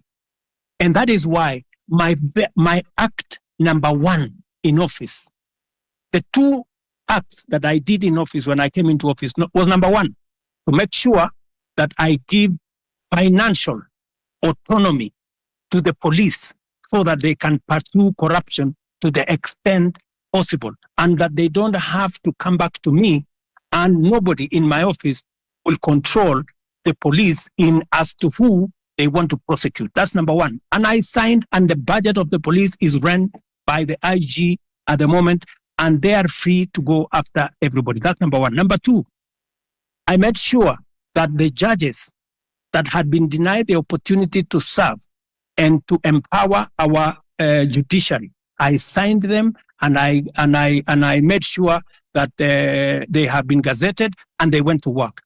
I did not stop there. I have enhanced the budget of the judiciary from 18 billion to this year. I wanted to be at 25 billion. Unfortunately, it may come down because of the finance bill by about $1 billion or so. Number three, I am the president who has sworn in the highest number of judges in 2 years in the history of Kenya. I have sworn in maybe 46, almost 50 judges, because I have agreed with the judiciary that justice delayed is justice denied. And therefore, I want to make sure that becomes the case. Number four, on the specific incident of what happened with fertilizer, I want to tell you, as I tell the people of Kenya, those where evidence has been gathered, sufficient evidence has been gathered, they are in court. The CEO, the general manager, and 7 other staff of the National Cereals and Produce Board are already in court. The minister was taken to parliament to answer for political responsibility, that to make sure that his oversight role was in question. I want to tell you this, Gray, that we are a country of the rule of law. When a person has been, when allegations are made against a person and they are not verified, there is no way that such person can be held to account. But when they are verified, like the case of the officers who worked under the minister that were verified, they are in court. I want to tell you, if a minister, if a principal secretary, if there are verified allegations of corruption against any cabinet minister or any principal secretary, the day they are taken to court, I will fire them. I will not wait for the court process, because there will be an element of confirmation that these are people who are corrupt. Let me talk about jobs. And you have said correctly that the public service has issued a circular that there will be, there is a freeze on jobs. The public service has a freeze on jobs at different levels. People who are employed at entry level, and the space around jobs is huge. government can only hire a very small fraction. My intention, my plan is to make sure that government facilitates the economy, facilitates the private sector, facilitates the entire enterprise space to create more jobs. It is the reason why I made a deliberate commitment to the people of Kenya when I went for the elections, and I said I will focus on creating jobs. And if you want me to explain to you the areas where I am focused on creating jobs, I will. If you want me to tell you how many jobs I have created in the 2 years that I have been in office, I will tell you, from housing, from digital jobs, from going to manufacturing, all the way to export of labor. I will tell you how many jobs I have created, and I have every intention to make sure that as many Kenyans as possible have an opportunity to have an income so that they can contribute meaningfully to the development of our country. Thank you.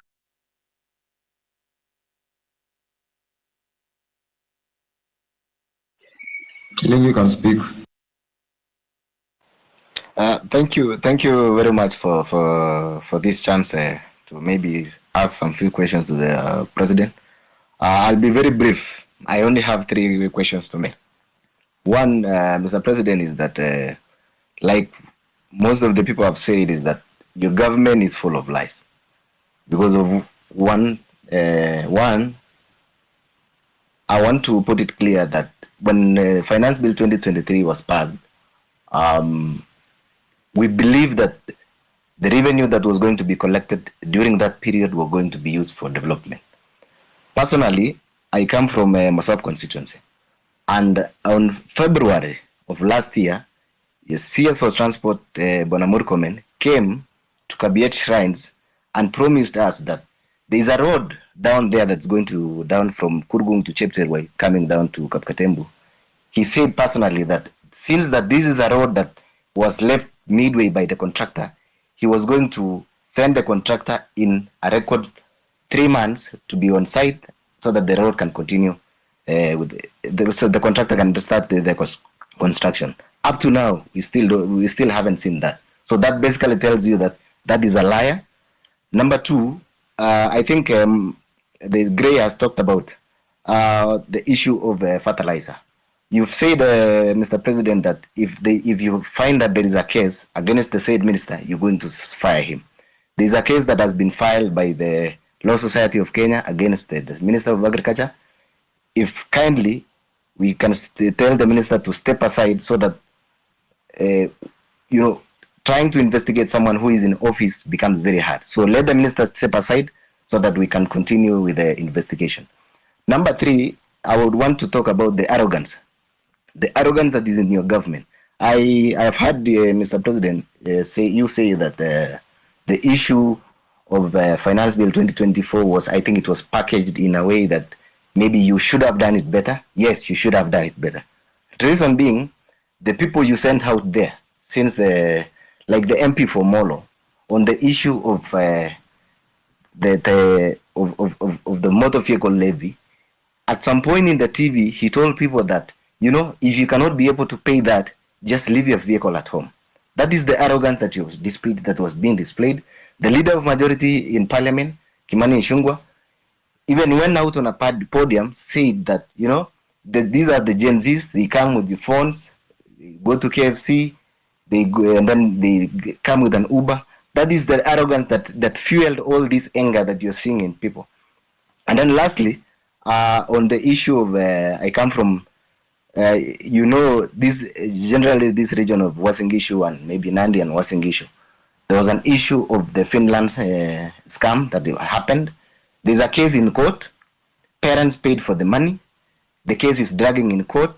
So actually, what you saw in Elred, I think it's more of, it wasn't even more finance bill. It's the anger that has been building up. It's been building up. So people were really angry because they've paid, people sold their land. The issues are still there. Nobody's talking about. We have a case that is in court. it can drag to 5 years. So what happens with the money that is been lost, that someone was going to go to school tomorrow or by next year, maybe they would have graduated. So I think those are the issues that I have. I want you to address in regards to the areas that I have mentioned. Thank you. Wakili Saruni can speak.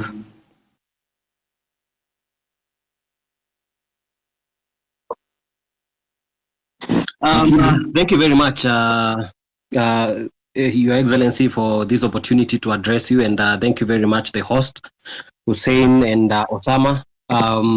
My name is Jesse Saruni, or rather Wakili Saruni. I am the president of University Students in Kenya, KUSO. And Your Excellency, I have a few concerns. But first, allow me to give you a background of why, in my opinion, I feel comrades were very disturbed about the finance bill. Your Excellency, if you look at the finance bill 2023-2024, it introduced housing levy at around 3%, which was to be redeemable. However, during public participation, the people, most of the people, including comrades, said that we can start at 1.5%. But without communication, the parliament went ahead and reviewed and made it to be 1.5%, but they removed the clause that allowed people to redeem the savings after they retire. Your Excellency, I would wish to hear from you whether it can be reverted so that this can be redeemable. But as I continue, Your Excellency, I was part of your team during the campaign, and one of the things that we were saying during the campaign, because I actively campaigned using the Kenya Kwanza manifesto, was the 30% of appointments of youth in different positions, and including a youth advisor to the cabinet. However, Your Excellency, currently we have an advisor to the cabinet on women affairs, but we do not have an advisor to the cabinet on youth affairs. I was concerned whether this was deliberately left out, or I was just a little bit concerned with that. Your Excellency, another key concern that affects comrades, around 6,000 graduates went through diploma in law, and this is in regard to career progression. So they did their diploma in law, and they proceeded to do their degree in law. Your Excellency, before 2014, everyone who did their diploma and did their degree in law were able to proceed to the Kenya School of Law for the ATP Advocates Training Program. But the laws were changed in 2014, and this affects around 6,000 university students who are working in law firms and getting underpaid. And I am happy to see that the president of LSK, who is very passionate about issues of youth, is also here. Your Excellency, there is an amendment bill in Parliament that is on the Speaker's desk and has stayed for so long. Your Excellency, this is something that is under the office of the Attorney General. And with the indulgence of the Attorney General, I believe this thing can be, we can find an approach where this thing can be addressed, of course, through the office of the Attorney General, so that these comrades can stop the suffering. They are not able to proceed to self-actualization, because most of them would want to become advocates of the High Court, but they are not able due to that change in the Act of Parliament.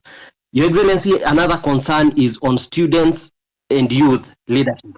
Wakili, I really hate to do this, but please, we've only gone through 5 questions. I think there are so many people on attack. Okay, just one more. Kindly, we agreed. Yeah, please, kindly. Okay. Your Excellency, in regards to university students and youth leadership, you can see that we have the National Youth Council, which is constituted. It's supposed to hold elections. And I feel, Your Excellency, the youth feel that they have not been able for a long time to represent their grievances because they are not able to elect their leaders directly. And this goes back even to the University Amendment Act, which introduced the delegate system, which I feel that the universities have found a way to maneuver so that they make sure that the students who are elected are students who they can be able to maneuver and manipulate. Your Excellency, finally, on the issue of branding, the projects that our members of parliament and all other people has the aspect of when the projects are complete, people tend to brand their names on these projects. Your Excellency, these projects are financed by taxpayers, and it is the request of the young people and the youth that when it comes to branding, we would rather have these projects branded that they have been financed by the Kenyan taxpayer. I will leave it at that, Your Excellency, and thank you very much. But of course, there is the issue of mental health. I appreciate we cannot exhaust all these things in one sitting, but I'm looking forward to more engagements in other platforms. Thank you very much, and I'll leave it at that. Thank you. The final question of the three ni ex-councillor. Good evening, everyone. You can hear me? Yes, please go ahead. My first request to the host and the co-host, please do not give the elected people the chance to speak, one of them a lie and me. You can hear me, Osama? Can you save the time? Elected MPs, any elected official should not take this chance apart from the president. So thank you very much for the time. I have two things. More, I don't want to repeat a lot of things I'm saying because the president have a pile of questions already. Number one. Mr. President, sisi watakujua huyu askari amekuwa kiwa watu kwa maandamano atashukua siku gani? Kwa vile amekuwa kirom freely tangu last month amekuwa tu all over the city. Tulikuwa tunataka kujua atashukua siku gani? Kwa vile ilikuwa inasemekana amekuwa hivyo tangu kitambo na sio wa kwanza. We just need answers about him. Thank you. Okay, he will answer that plus Councillor.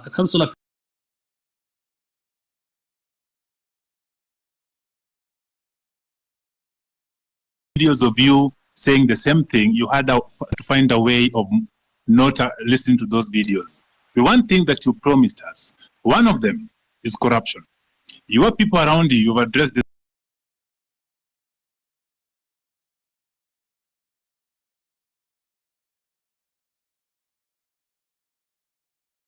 One.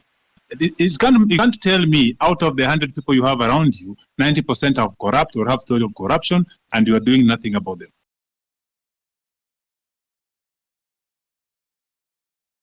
Of millions, 300 millions, another 900 million today, disappearing to wrong or fake claims.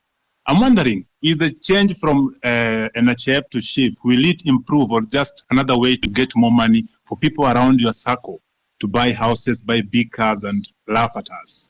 Now, Mr. President, you are here. Those are about two questions. Now let's have the president answer. We don't have a lot of time. We have not wengi. They need to ask questions to the president. Please let the president respond to that. If we get another chance, utaulize swali ya tatu tafadhali. Very much. Thank you very much, good people. Let me start with the gentleman. I didn't get his name from Osop, and that gentleman says. We have too many lies flying all over the place. Let me just state. Let me just put it clearly. So many people have spread this story about William Ruto not telling the truth or making fake promises. I made a commitment to the people of Kenya that there will be a hustler fund. Today, there is a hustler fund that takes care of 2 million Kenyans. I made a commitment to the people of Kenya that fertilizer is going to come down. It has come down from 7,000 to 2,500. I made a commitment to the people of Kenya that we will have a housing program. Today, 103,000 houses are being built with 160,000 young people, real people, engineers, architects, quantity surveyors, plumbers, technicians working. I made a commitment to the people of Kenya that we are going to sort out matters in the education sector.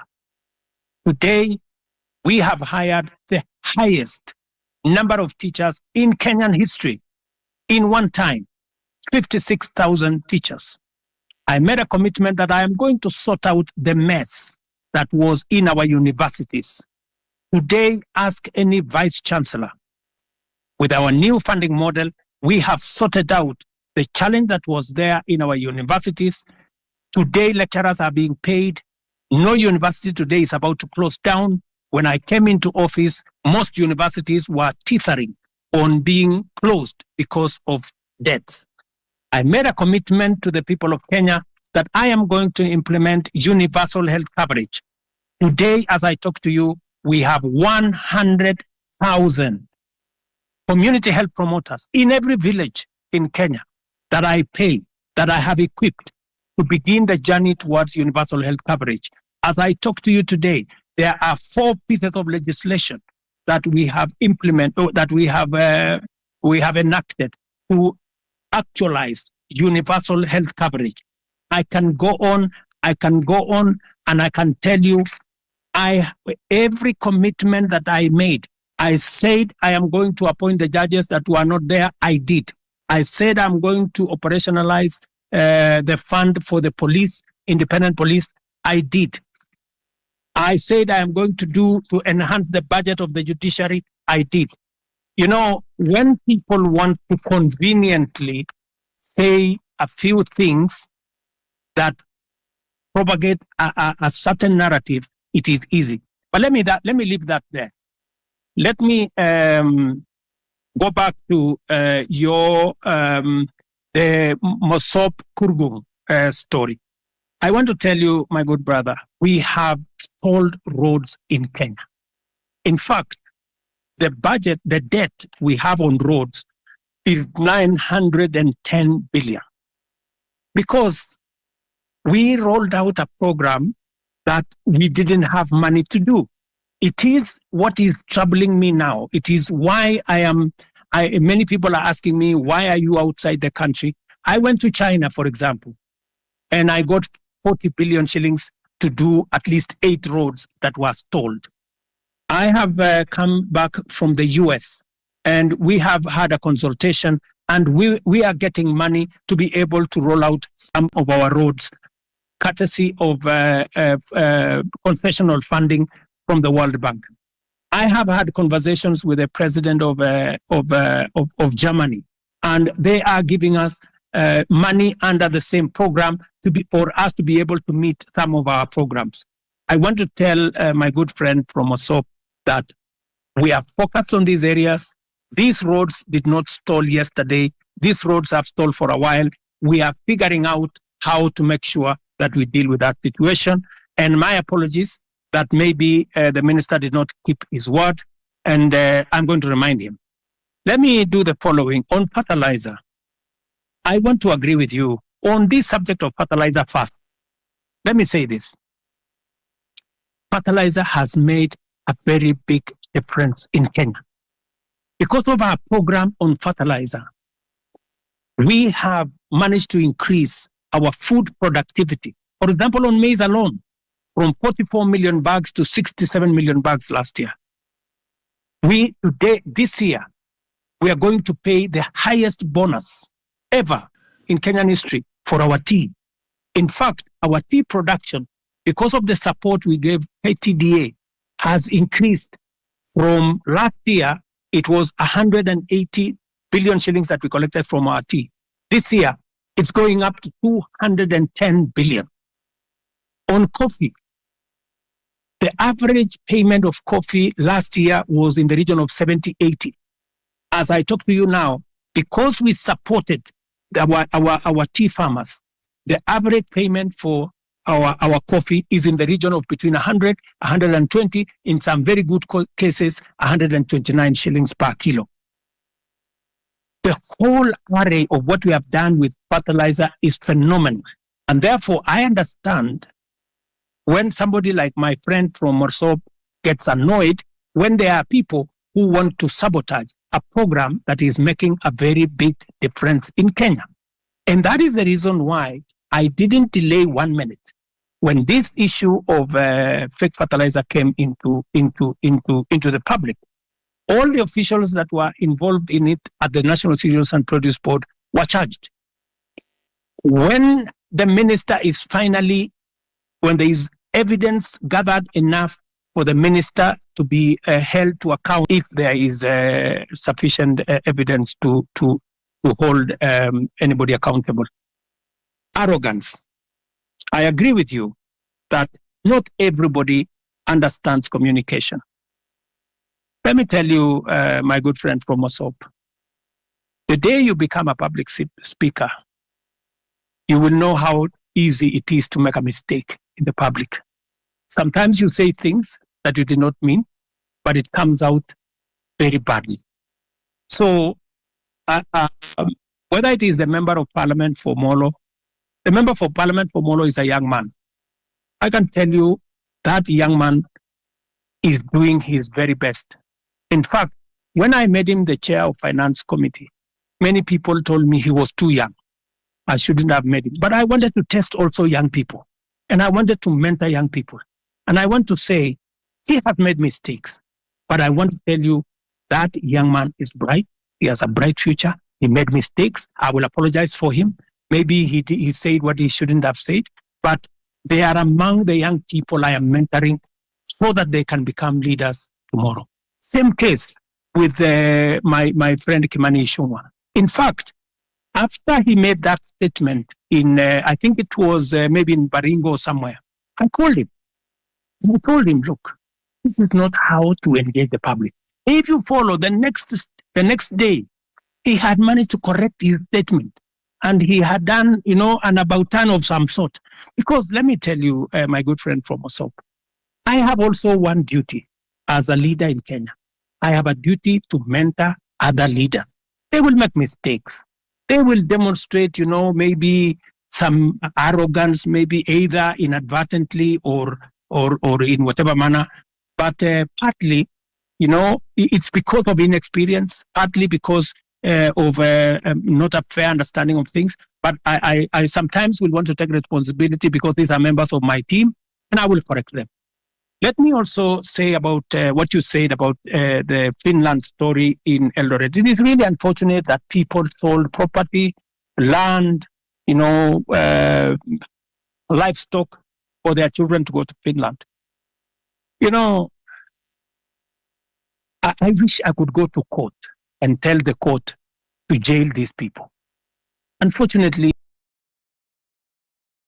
there's something called rule of law. There's something called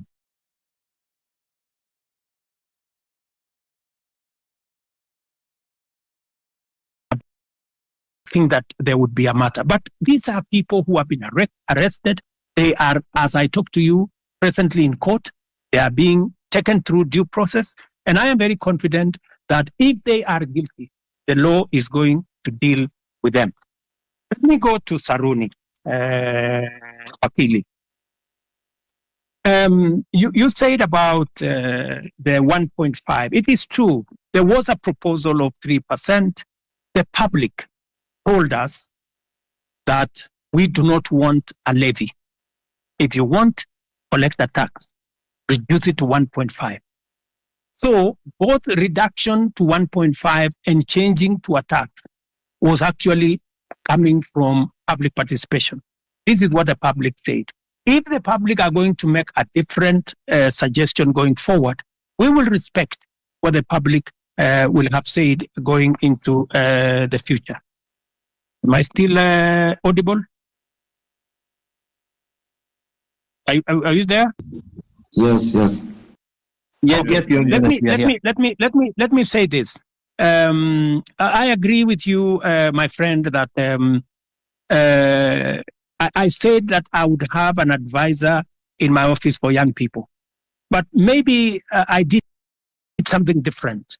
I gave many young people. If you go to parliament, if you look at the leader of Senate, if you look at the leader of many committees in parliament, I made young people. If you look at my deputy controller of State House, these are young people. I decided to have more more principal secretaries. If you look at the profile of my principal secretaries, you have people in their 30s, many of them serving in substantive positions. In fact, many people were asking me, whether these girls, some of them look like they are, or these boys, whether they can be principal secretaries. And I am very proud of them. They are doing a wonderful job. But that is something I will consider, Saruni, that as way of keeping a promise, I think that is something I need to consider. And thank you very much for your feedback. Let me also say on the matter of the law that is bringing problems to 6,000 diploma law students who, because of a law in 2014, I will take it up with the AG. Ordinarily, professional organizations like the legal fraternity are normally regulated by professional bodies like the LSK and all the others. If we get a recommendation from the LSK to the Attorney General, I will be able to facilitate and make sure that we don't enfranchise 6,000 people in Kenya who have undergone training and who need to practice law in the way they want to do. I agree with you that there has been a problem with the Kenya Youth Council. We need to deal with it. And I have told Ababu Namwamba, my minister for young people, to look at whether we have the right forum. The problem with the Youth Council, it has always looked like it is a government agency. We want to make sure that it doesn't look like a government corporation or a government agency. We want it to be a young people's organization in a way that government influence and government intervention is limited so that the young people can speak for themselves. I would welcome ideas, Saruni, from university leadership on how we can make the Youth Council better, more democratic, and more representative of the young people. I couldn't agree with you more on this branding issue. I see faces of people all over the place on government projects that have been done. And I think it is meant to look like they did it with their own money. I agree with you that this branding, if it costs public money, it should stop. And it is feedback that I am going to take in to see to it that no public money is used to paint people's photos on government projects. Let me answer ex-councillor. I'm told he's ex-councillor, but he's also a doctor. This is good.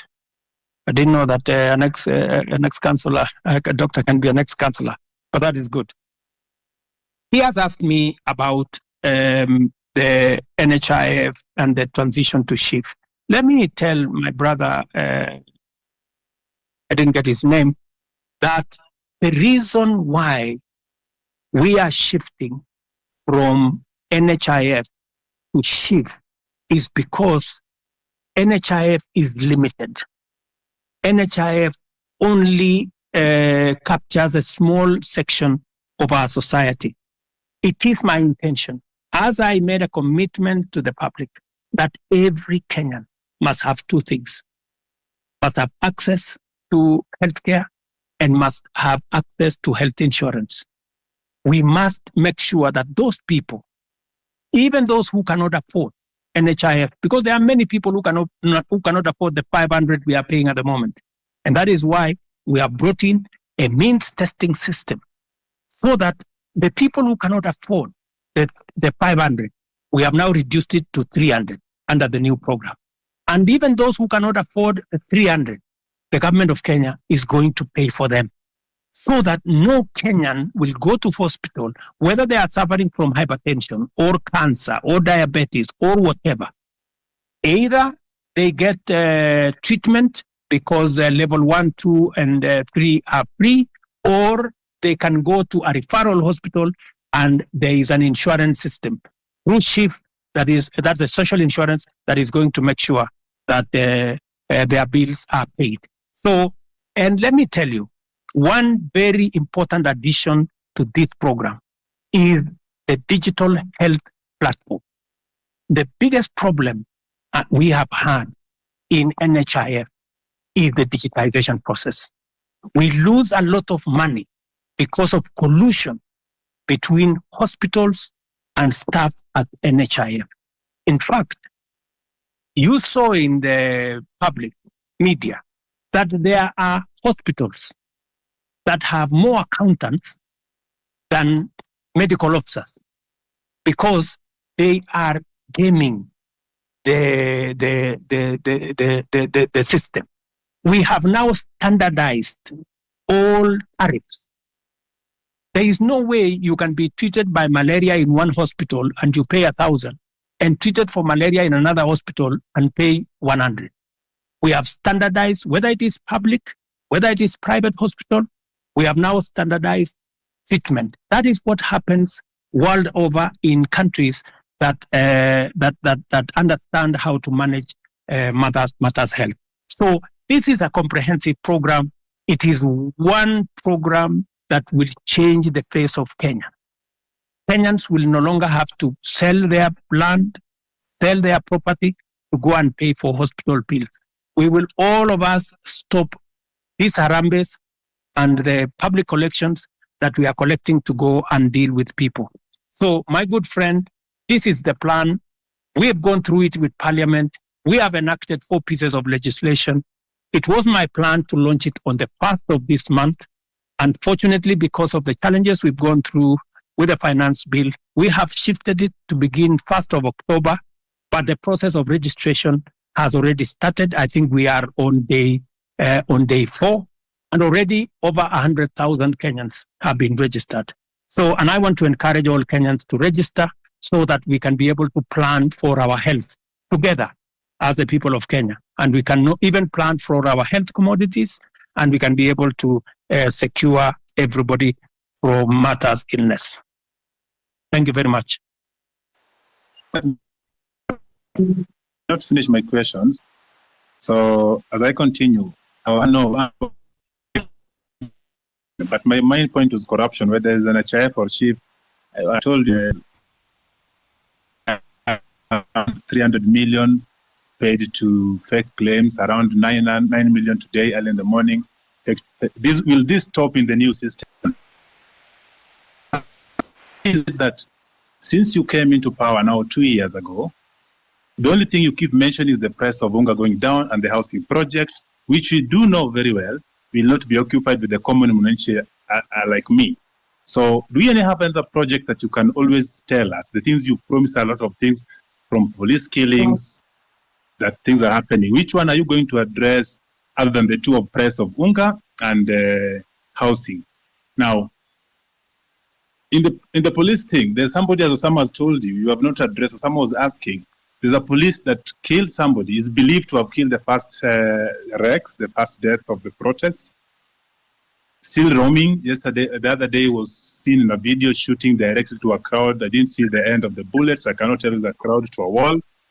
What is happening to this? When are these people getting arrested? What is the CI doing about them?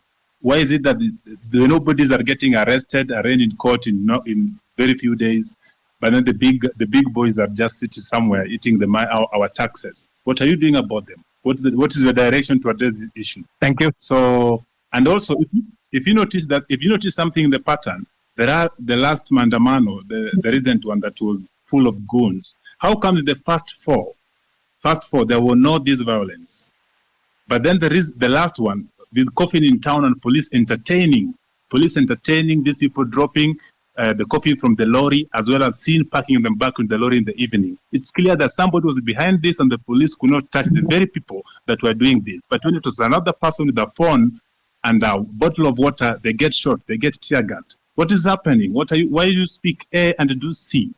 What instruction are you giving to the police? Yesterday I saw that you are praising the police for having done a good job professionally. Well, people died. What are we praising here? What Kenya are we looking at? So can we just match the word with the action? We've been talking too much. We see you on TV every day. We're on space. When are we getting to see action? Let me give space for other people. Thank you.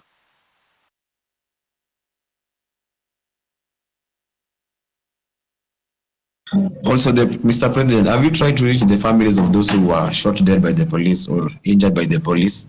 Even a single one? Have you tried to reach even their mothers? Thank you very much. Let me just speak to two of the things that you have. Yes, I have tried to reach out to Kennedy Onyango's mother, Jessica Onyango, And in fact, I am scheduled to engage with them. I have already sent a message, and they were not available, but they know that I have been looking for them, and I will be speaking to them shortly. On the matter of this rogue police officer that you say is roaming, that is something that I would want to get exact details of who this is, and I can tell you that we will apprehend him and deal with him in accordance with the law. But let me answer also what my friend... We'll send you video and pictures. Pardon? Pardon? If you're having a difficult locating the police, we have videos and pictures of them. Okay. So that should be easy. Please forward the picture and photos to me, to Hussein, my spokesman here, and also I would appreciate if you can send it to also my inbox if you can, or if you can send it to the Independent Police Oversight Authority. We will deal with it. But let me also respond to you about matters corruption. I want to promise you that part of the pushback we had on implementing our universal health coverage, that is why they went to every court available, trying to sabotage this program, because they know that they will be out of business once we roll out this program, because there will be no room for them to hide. It is also the reason why, my good friend, I am digitizing government services, because I want to reduce the interaction between Kenyans and officers who sometimes ask for bribes left, right, and center. I want Kenyans to access public service from the comfort of their offices or their phones or their homes. But let me speak to the subject of corruption in that matter. Number one, we will operate a digital system through and through, whether it is with KEMSA, we are digitizing KEMSA, we are digitizing commodity distribution, we are digitizing matters to do with all health hospitals. In fact, the program that is going on now, we have grouped hospitals into PCNs, where we are grouping a number of hospitals into one PCN in every sub-county, so that we can identify where these hospitals are, and we are working with the counties. I know you have said that the only thing I talk about is unga and housing.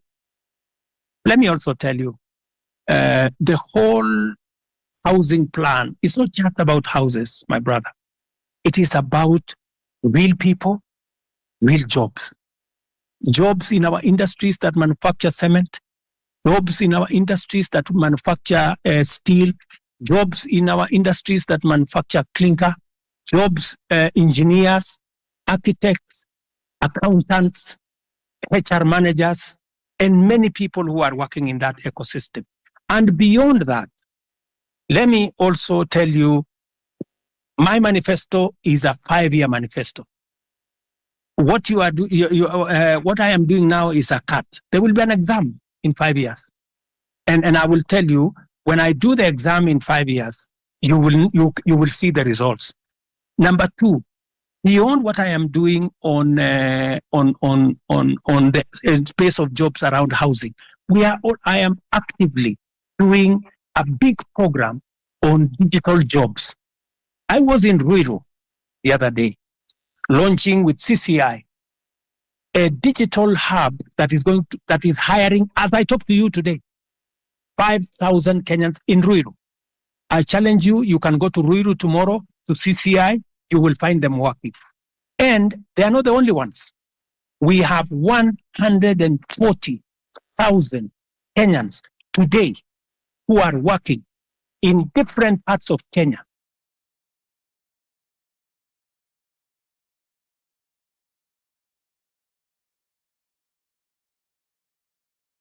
In TVETs, in ICT hubs, who are not working before I came to office.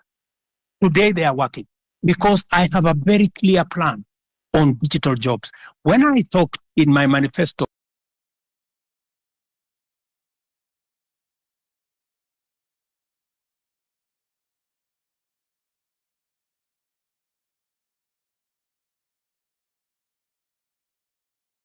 using our power lines across Kenya. And in this year's budget, I had set money to work with the constituencies, with members of parliament, to make sure that there is an ICT hub in every ward can have access to the internet, to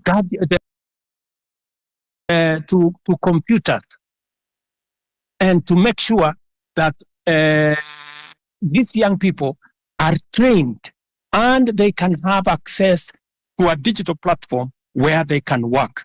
As I talk to you, listen to me carefully, 149 to be exact.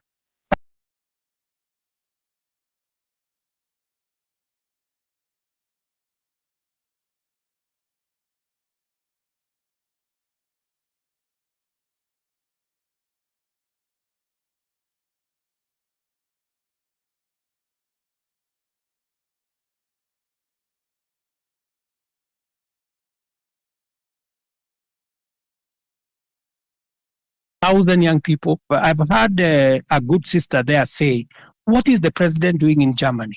What was the president doing in America?"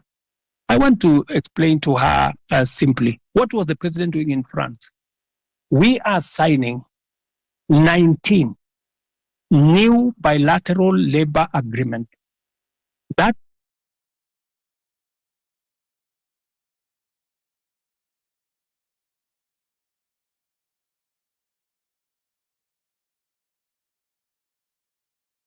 will give an opportunity for Kenyans who want to work abroad. I'm talking about accountants. And I have now begun the process of professionalizing over the last 2 years that whole ecosystem of labor and the export of labor out of Kenya. That is why we are seeing an increment, not just in jobs, domestic workers, I don't know, drivers, I don't know what. We are, the reason why we are negotiating new bilateral agreements is that we want to go beyond those workers at that level. We want to export skilled labor, we want to export professionals, and we are creating the ecosystem for that to happen. In fact, if I tell you now, if you go to www.neaims.go.ke, you will see that there are 400,000 jobs on that platform. Different kind of jobs from different countries. We are now trying to make sure that those jobs will not be 400,000, they will be 1 million, and they will be largely, as we conclude these bilateral agreements, bilateral labor agreements, they will include many professional jobs,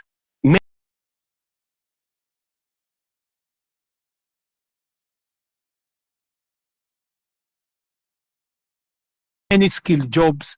And I want to challenge, go to e-citizens today and check whether what I am telling you is true or not, whether those jobs exist or they don't. And I want to challenge everybody to go to that space, because that is one of our strategies. In fact, I saw on a Friday when there was a demonstration, one gentleman from my village was interviewed, and he said, you know, the president has failed us because there are not many jobs in Kenya. The problem is that so many people are still going abroad to look for jobs. Little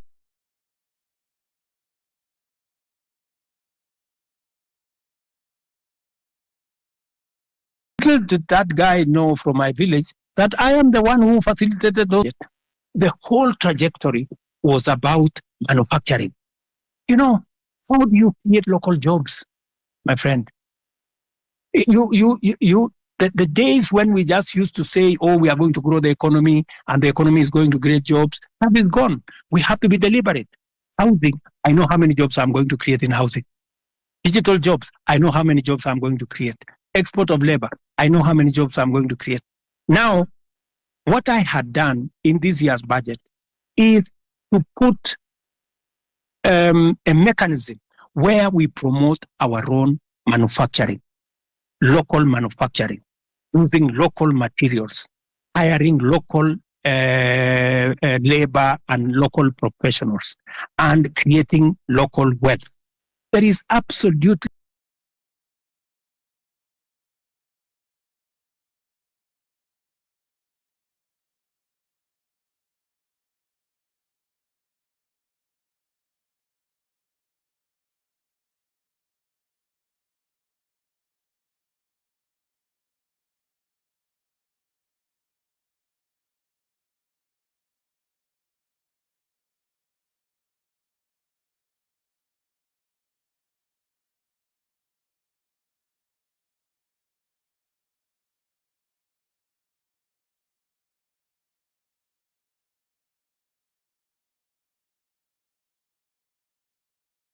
there is absolutely no way we are going.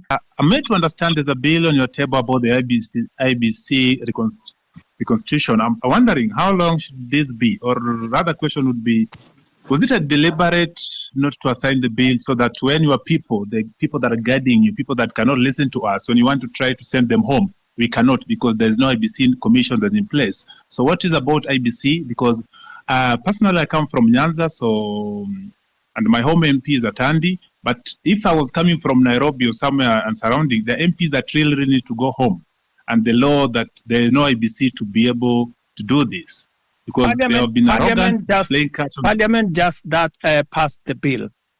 It has found its way to my office. And I want to tell you, I will be expeditious. It will not go beyond Tuesday, and the bill will be signed and gazetted so that we can proceed with the process. I am just keeping it within the law. Thank you. Thank you.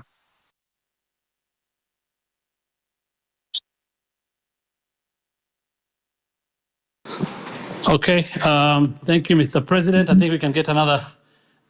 I'm having issues with my phone. I don't know why. Amenifanyia kitu. So let's.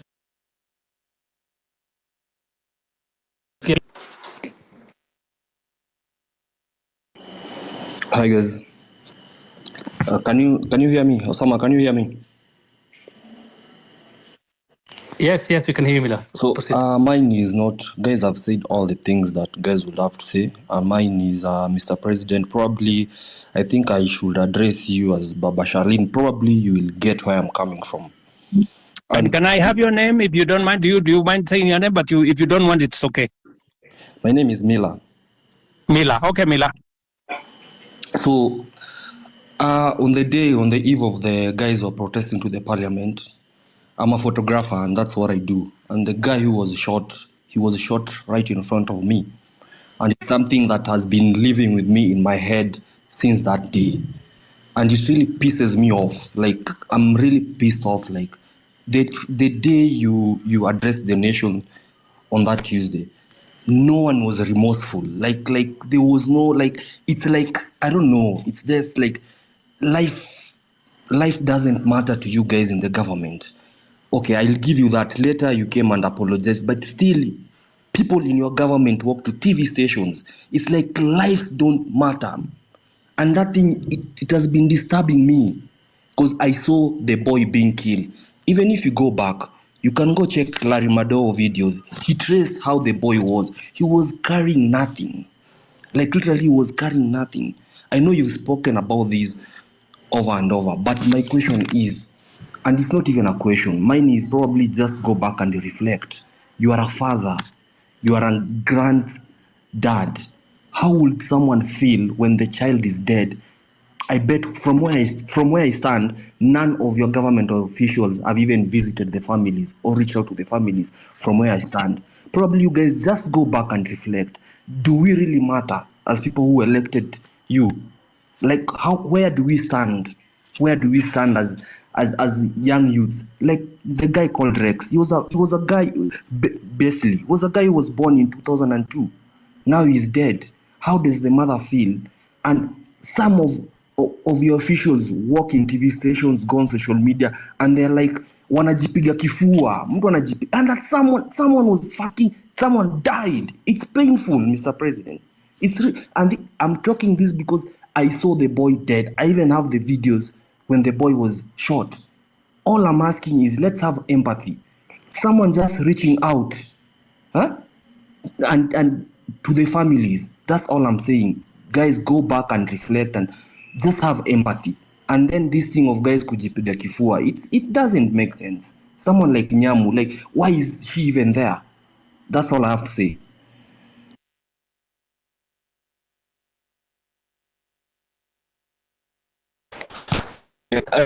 Kuongea manze.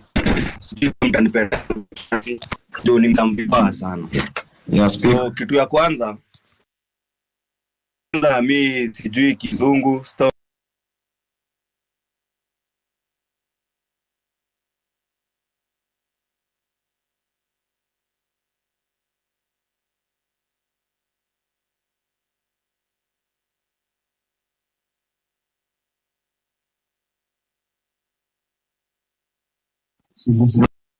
Unasikia? Hello? Sorry we lost you my friend. Tulikupoteza hapo kidogo hatukusikia. Sorry. Can I speak?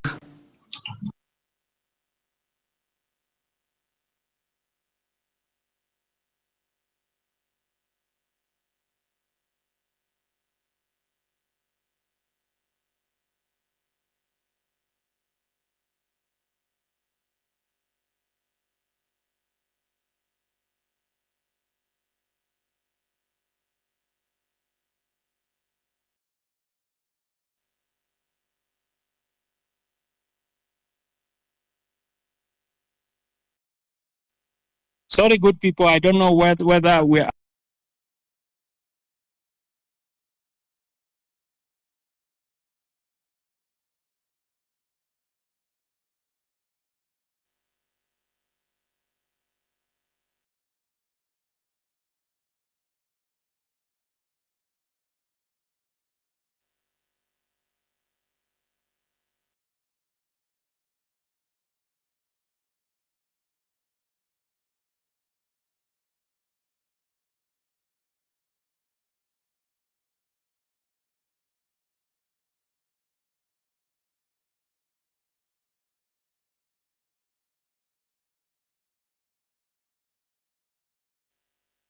Are we on?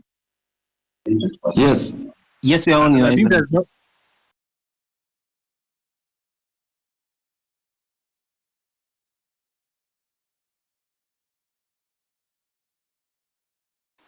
There's nobody asking question. Perhaps I ask as we get out on the board. Maybe I'm talking too much or asking too much. Forgive me for that, but nobody's incompetence in one field to another department or another ministry. Please get new faces. You have a lot of people around you. You have brains behind you. When I was growing up, when I was young, in the time of Kibaki, I used to associate being a minister with some smart people, and you are one of those people in your spot back then. Suddenly, this day, you have people. The best they can deliver is just abuses and too much, too mouthy. Can you just bring us new people that are going to work? As recent as yesterday or 2 days ago, one of your peers came out to tell us that the money we've been contributing for the injured and those we lost in this struggle was waived by Kenyatta National Hospital and other public hospitals. She came late. The person that was in charge has been doing an excellent job. Hanifa keeps everything better than the government. Every detail of spend, telling us ABC has done by her. That give us transparency, not these other people that just keep trying to. Okay, let me. Mila made a very passionate and I think correct analysis of what happened, especially of Kennedy, who died in Rongai, and I believe that he is right. You know that's really a very regrettable situation, and I apologize on behalf of every official who should have done something about that situation. I have explained that the boy who died in Rongai was actually shot by one of the criminals who actually snatched the gun from the police. That criminal was, however, shot by the police, because if the police did not shoot him, then he would have caused more deaths of more Kenyans, because these are reckless people. Sometimes some of those people are not even in their correct level of senses, and therefore it is regrettable. And I agree with you. It is really unfortunate that you watched an incident that's going possibly to affect your life for a long time. Sorry about that. And I know you have made reference to me as a father, which is true. I have 4 Gen Zs in my home, and I promise you they take me to task, on some of these things, and I have to do a lot of explaining some of the time, and this is just the same way I'm explaining to you guys here. I agree that some of our officials are arrogant. Some of them, speak out of turn, and some of them display, obnoxious opulence, if I may say that, which does not just anger the public. Sometimes I call in some of those people and I give them a piece of my mind, because even Nyamu, I have had occasion to sit her down, and tell her, I mean, she needs to change what she's doing. And when you are in my position, you are also a father figure. Some of these young people, they get excited about many things, and sometimes they do the wrong things. And I want to tell you that I know somebody here mentioned Karen Nyamu. Karen Nyamu is a girl I've had to sit her down sometimes and tell her, look, she needs to do things differently. So I agree with you that, but I have also undertaken, I have said, I know what is cutting. I know what's going on. And I have promised that I will be making changes. I know you have said that I should not make changes. I should clean the slate clean. But you see, you don't have the job I have. And there are many things that I have to do to be able to get things done. And it's quite something. But I have had you, and I have had the many Kenyans who have talked on this platform, and I'm very happy that we are having this conversation on X.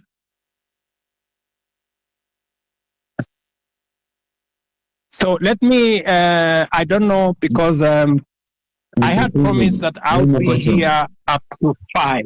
I think it is now 5:15. And I have another assignment with our Olympics team that are coming to you. I have a bunch of wonderful Kenyans who are going to represent us in Paris. They are sitting somewhere outside my office. And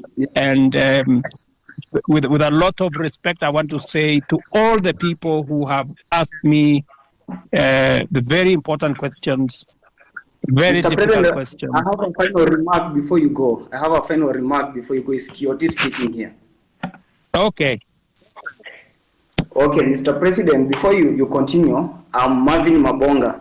I come from Kimilili constituency in Bungoma County. So, Mr. President, before you go, I want to let you know that in your cabinet, currently we are having so many incompetent cabinet secretaries. For instance, let me give you an example of your friend Murkomen. Kipchumba Murkomen did law. He has never been in any law firm in this country. He has never won any case. But currently, he's heading the Ministry for Road and Transport. My question is, Where is the conjunction between the Ministry of Transport and a lawyer? In that department, you should be putting there a person who has done even civil engineering, who knows so much about construction. Lastly, the Minister for Agriculture, that person, he even doesn't have a bachelor's. We all know this information. We have the government's website and we Google, we see this information. So, Mr. President, if you are going to give us those people who are incompetent, then we are totally doomed. You know, when we elected you as the president, normally they say, you set a thief to catch a thief. But this time round, when we elected you, Mr. President, that you can help us now catch those people who are corrupt in this nation, you're just there laughing with them. Look at Oscar Sudi. He's flaunting with 20 million in a bag in a public forum. I'm even told that there is one of the cabinet minister who was caught in Dubai with 20 million cash, and you actually came through him, so he wasn't taken to a court somewhere or arrested. You know that, Mr. President. Personally, where I sit, I want to pay my rent by 10th. But because I finished campus, I don't have any job anywhere. I'm just here in the city seated. I will not be able to pay that rent because you promised to give us the jobs. But when we elected you, you are now telling us that in the next 1 year, we are not going to employ the youth. Mr. President, do you think that one is not a lie? Lastly, the other day you said, when you were questioned about the boy who was shot, you didn't know whether he was alive or dead. But now you know that the person who shot that boy is not the police officer. Mr. President, do you think that is a reality? That one is not a reality. I'm very angered person because every time we get to those public offices, we are treated like trash. And that's why the other day I was even on the forefront. You can watch the videos. I was on the forefront in those protests to demand for my right. And now here, Mr. President, you are just taking us through the corners. You are not even going straight to the point. Kindly go straight to the point. When you are asked about the person who is corrupt, you say this person is corrupt. He has been working with millions of money. Tell us, Omanga bought 60 with 50 million a vehicle which he's flaunting now on social media. Apart from that, tell us that this fertilizer was fake, even as much as it was dropped from 7,000 to 2,000, it is full of soil. So why are we playing games with the public money, with the money that our mothers and fathers are going through sweat to get it, Mr. President? Wherever we are not happy. And of course, if these things are going to happen this way, then come 2027, we are going to come out in large numbers, Mr. President.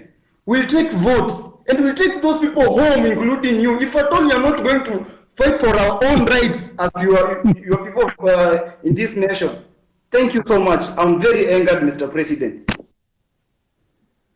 Thank you. Thank you, my friend Martin. I understand your anger, and you are perfectly in order to be angry because the situation where you are in, out of university, without a job, is something that I have lived through myself.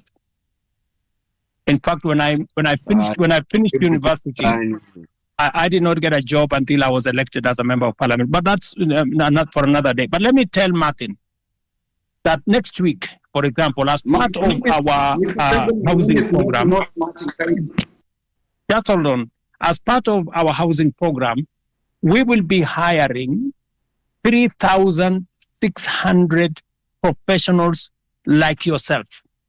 I want to challenge you, Martin. There will be an advertisement next week for engineers, architects, quantity surveyors, and many in the construction field, because we are looking for people who are going to work with our professional firms in our housing program. Let me also tell you, Martin, that we need to separate the issues that are correct and the issues that are fake news. The issue of some minister being found in Dubai, I don't know, last week with $200 million or something is fake news. That is not true. On matters to do with people you have mentioned were in different areas, today, I am here as a scientist, right? And many other people are doing many things from fields they did not necessarily train in. Because at a certain level, it is a management issue. It is a leadership issue. It is an issue about leading an organization. So I have heard you on some of the incompetent people you have said, some of the corrupt people you have said. I have listened to you. But let me say this to the public. Of the fertilizer that we supply to the Kenyan public, almost 6 million bags, 20,000 bags were the ones with a challenge. We isolated the 20,000 bags. It is not even 1% of the fertilizer that we supplied to the Kenyan public. I do not want an impression to be created as though the fertilizer we supply to the people of Kenya in millions had any challenge. And when we detected a problem with the 20,000, we not only recalled the ones that had not been sold, but we made sure that our nini is on Google Map. Acha kujifanya. I made sure that any farmer who had used fertilizer that was not correct was compensated. They were given an extra bag of fertilizer for them so that they don't end up in losses. I have heard you, Martin, as I have heard all the good people here. But let me say this in closing. This feedback is very close, but Miss Please, can I also have an opportunity to speak, Mr. President, before you finish? Acha kwanza niongee wewe Janet. If you can be kitu ya kwanza if you can be brief, if you can be brief, so that yeah, I am brief. I am talking in Kiswahili ndio uelewe haraka haraka. Ndio. Kitu ya kwanza Order guys.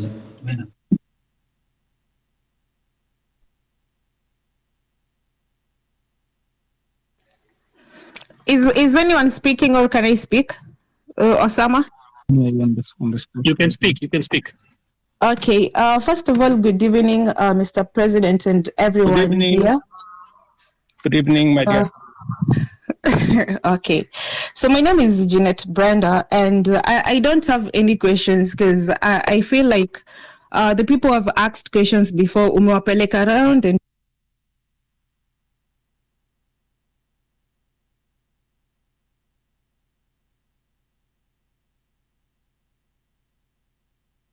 Okay, sorry.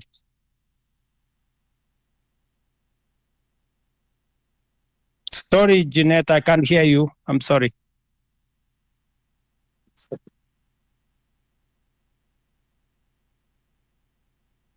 You're on mute, Jeanette.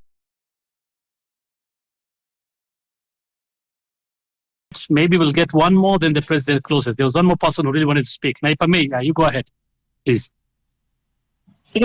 Yeah, so good evening and thank you, Mr. President, for agreeing to come to address the nation here on space. So I have two questions I'm going to ask really quick because of time. The first question is that, Mr. President, the rules of carbon credit were being developed by the Ministry of Environment, but as youth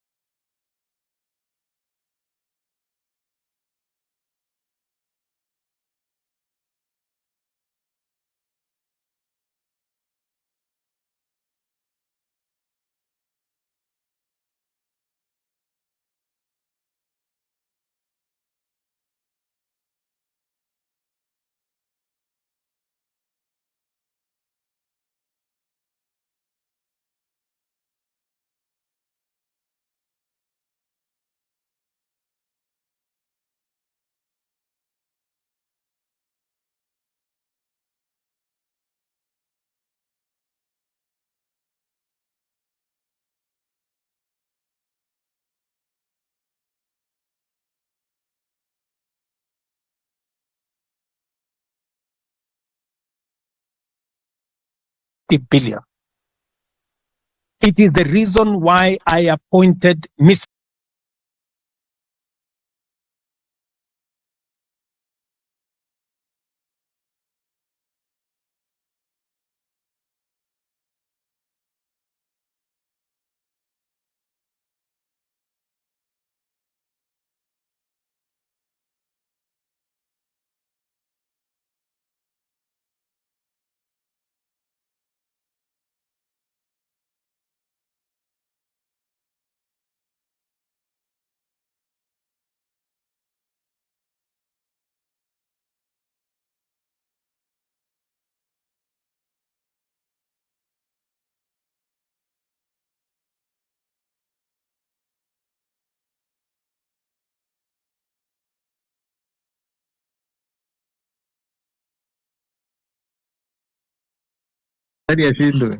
Wamefinya hiyo kitu,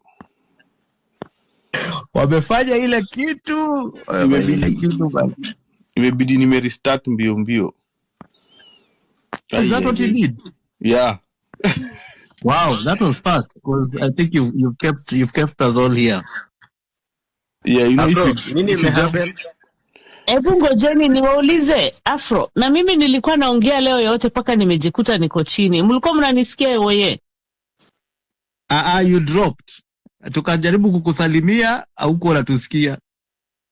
Hey, vita iko mingi. Sawa, acha tusikize hawa watu wengine haki ya Mungu. Vita ni kubwa. Hata Kowino was dropped. Hey. Hannah, actually, maybe everyone was dropped. Everyone was dropped apparently. When I saw everyone falling, I quickly exited the space and reconnected, like to restart it. Saitania Shindwe, they cannot silence our voices. Aki, I don't know what I was telling you guys. Nimefungua mlango kwanza niangalie kama wamefika bana, mimi niende kama patriot bana. What happened? Wait, sasa kitu imefanyika Wanyama, nikajua sijafikiwa, nimeona nimebaki you've been removed as a cause, alafu naona Wanyama reconnecting, nikasema hizi yangu peke yangu. Mic is off. Hello, Chabet. Yes, Chabet. Hi. So first, I'd like to thank the host and the co-host. Thank you guys for hosting us. And secondly, I would like to send my condolences to the injured, to the people who passed away, of course, and my deep sorries to the people who have been injured and their families. It's been such a hard time for Kenya. Thirdly, I would like to encourage the Gen Zs. I'm not a Gen Z. I am a millennial. But I would like to really encourage the Gen Zs. You have made us so proud, and we are standing right beside you. There was a discourse that I wanted to address. I saw as I was scrolling Twitter and X and reposting, I saw people start saying, "Oh, the people in diaspora are inciting us, and you guys are so far away." I personally, I understand the frustration, knowing that we are definitely really far away and we are safe. And as we post and say, "Oh, guys, don't stop, keep going," that people who are home and are on the front line can be discouraged. I personally, I want to say that I have been dying for a revolution in Kenya. Since it started, I was like, that's it, that's my moment. Because I think what people don't understand, as far as much as might be opportunity out here, we do not feel at home. Anybody who is far away will tell you the weather does not agree with us. We are never really welcomed, and everybody's dream is to always go home. But where do we go if we don't have a home in the first place? So what I'll ask, like the people who are in the diaspora, I'll ask you guys, maybe don't take the front line in telling like the people on the front line what to do. Just, I think, an encouragement.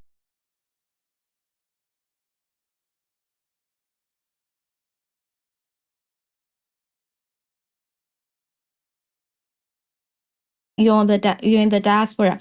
Please, I know you are able to send more than anybody in Kenya would.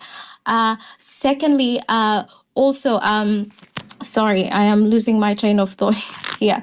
But thirdly, because what Ruto has power, but he also has has money. So I think there's no movement without money.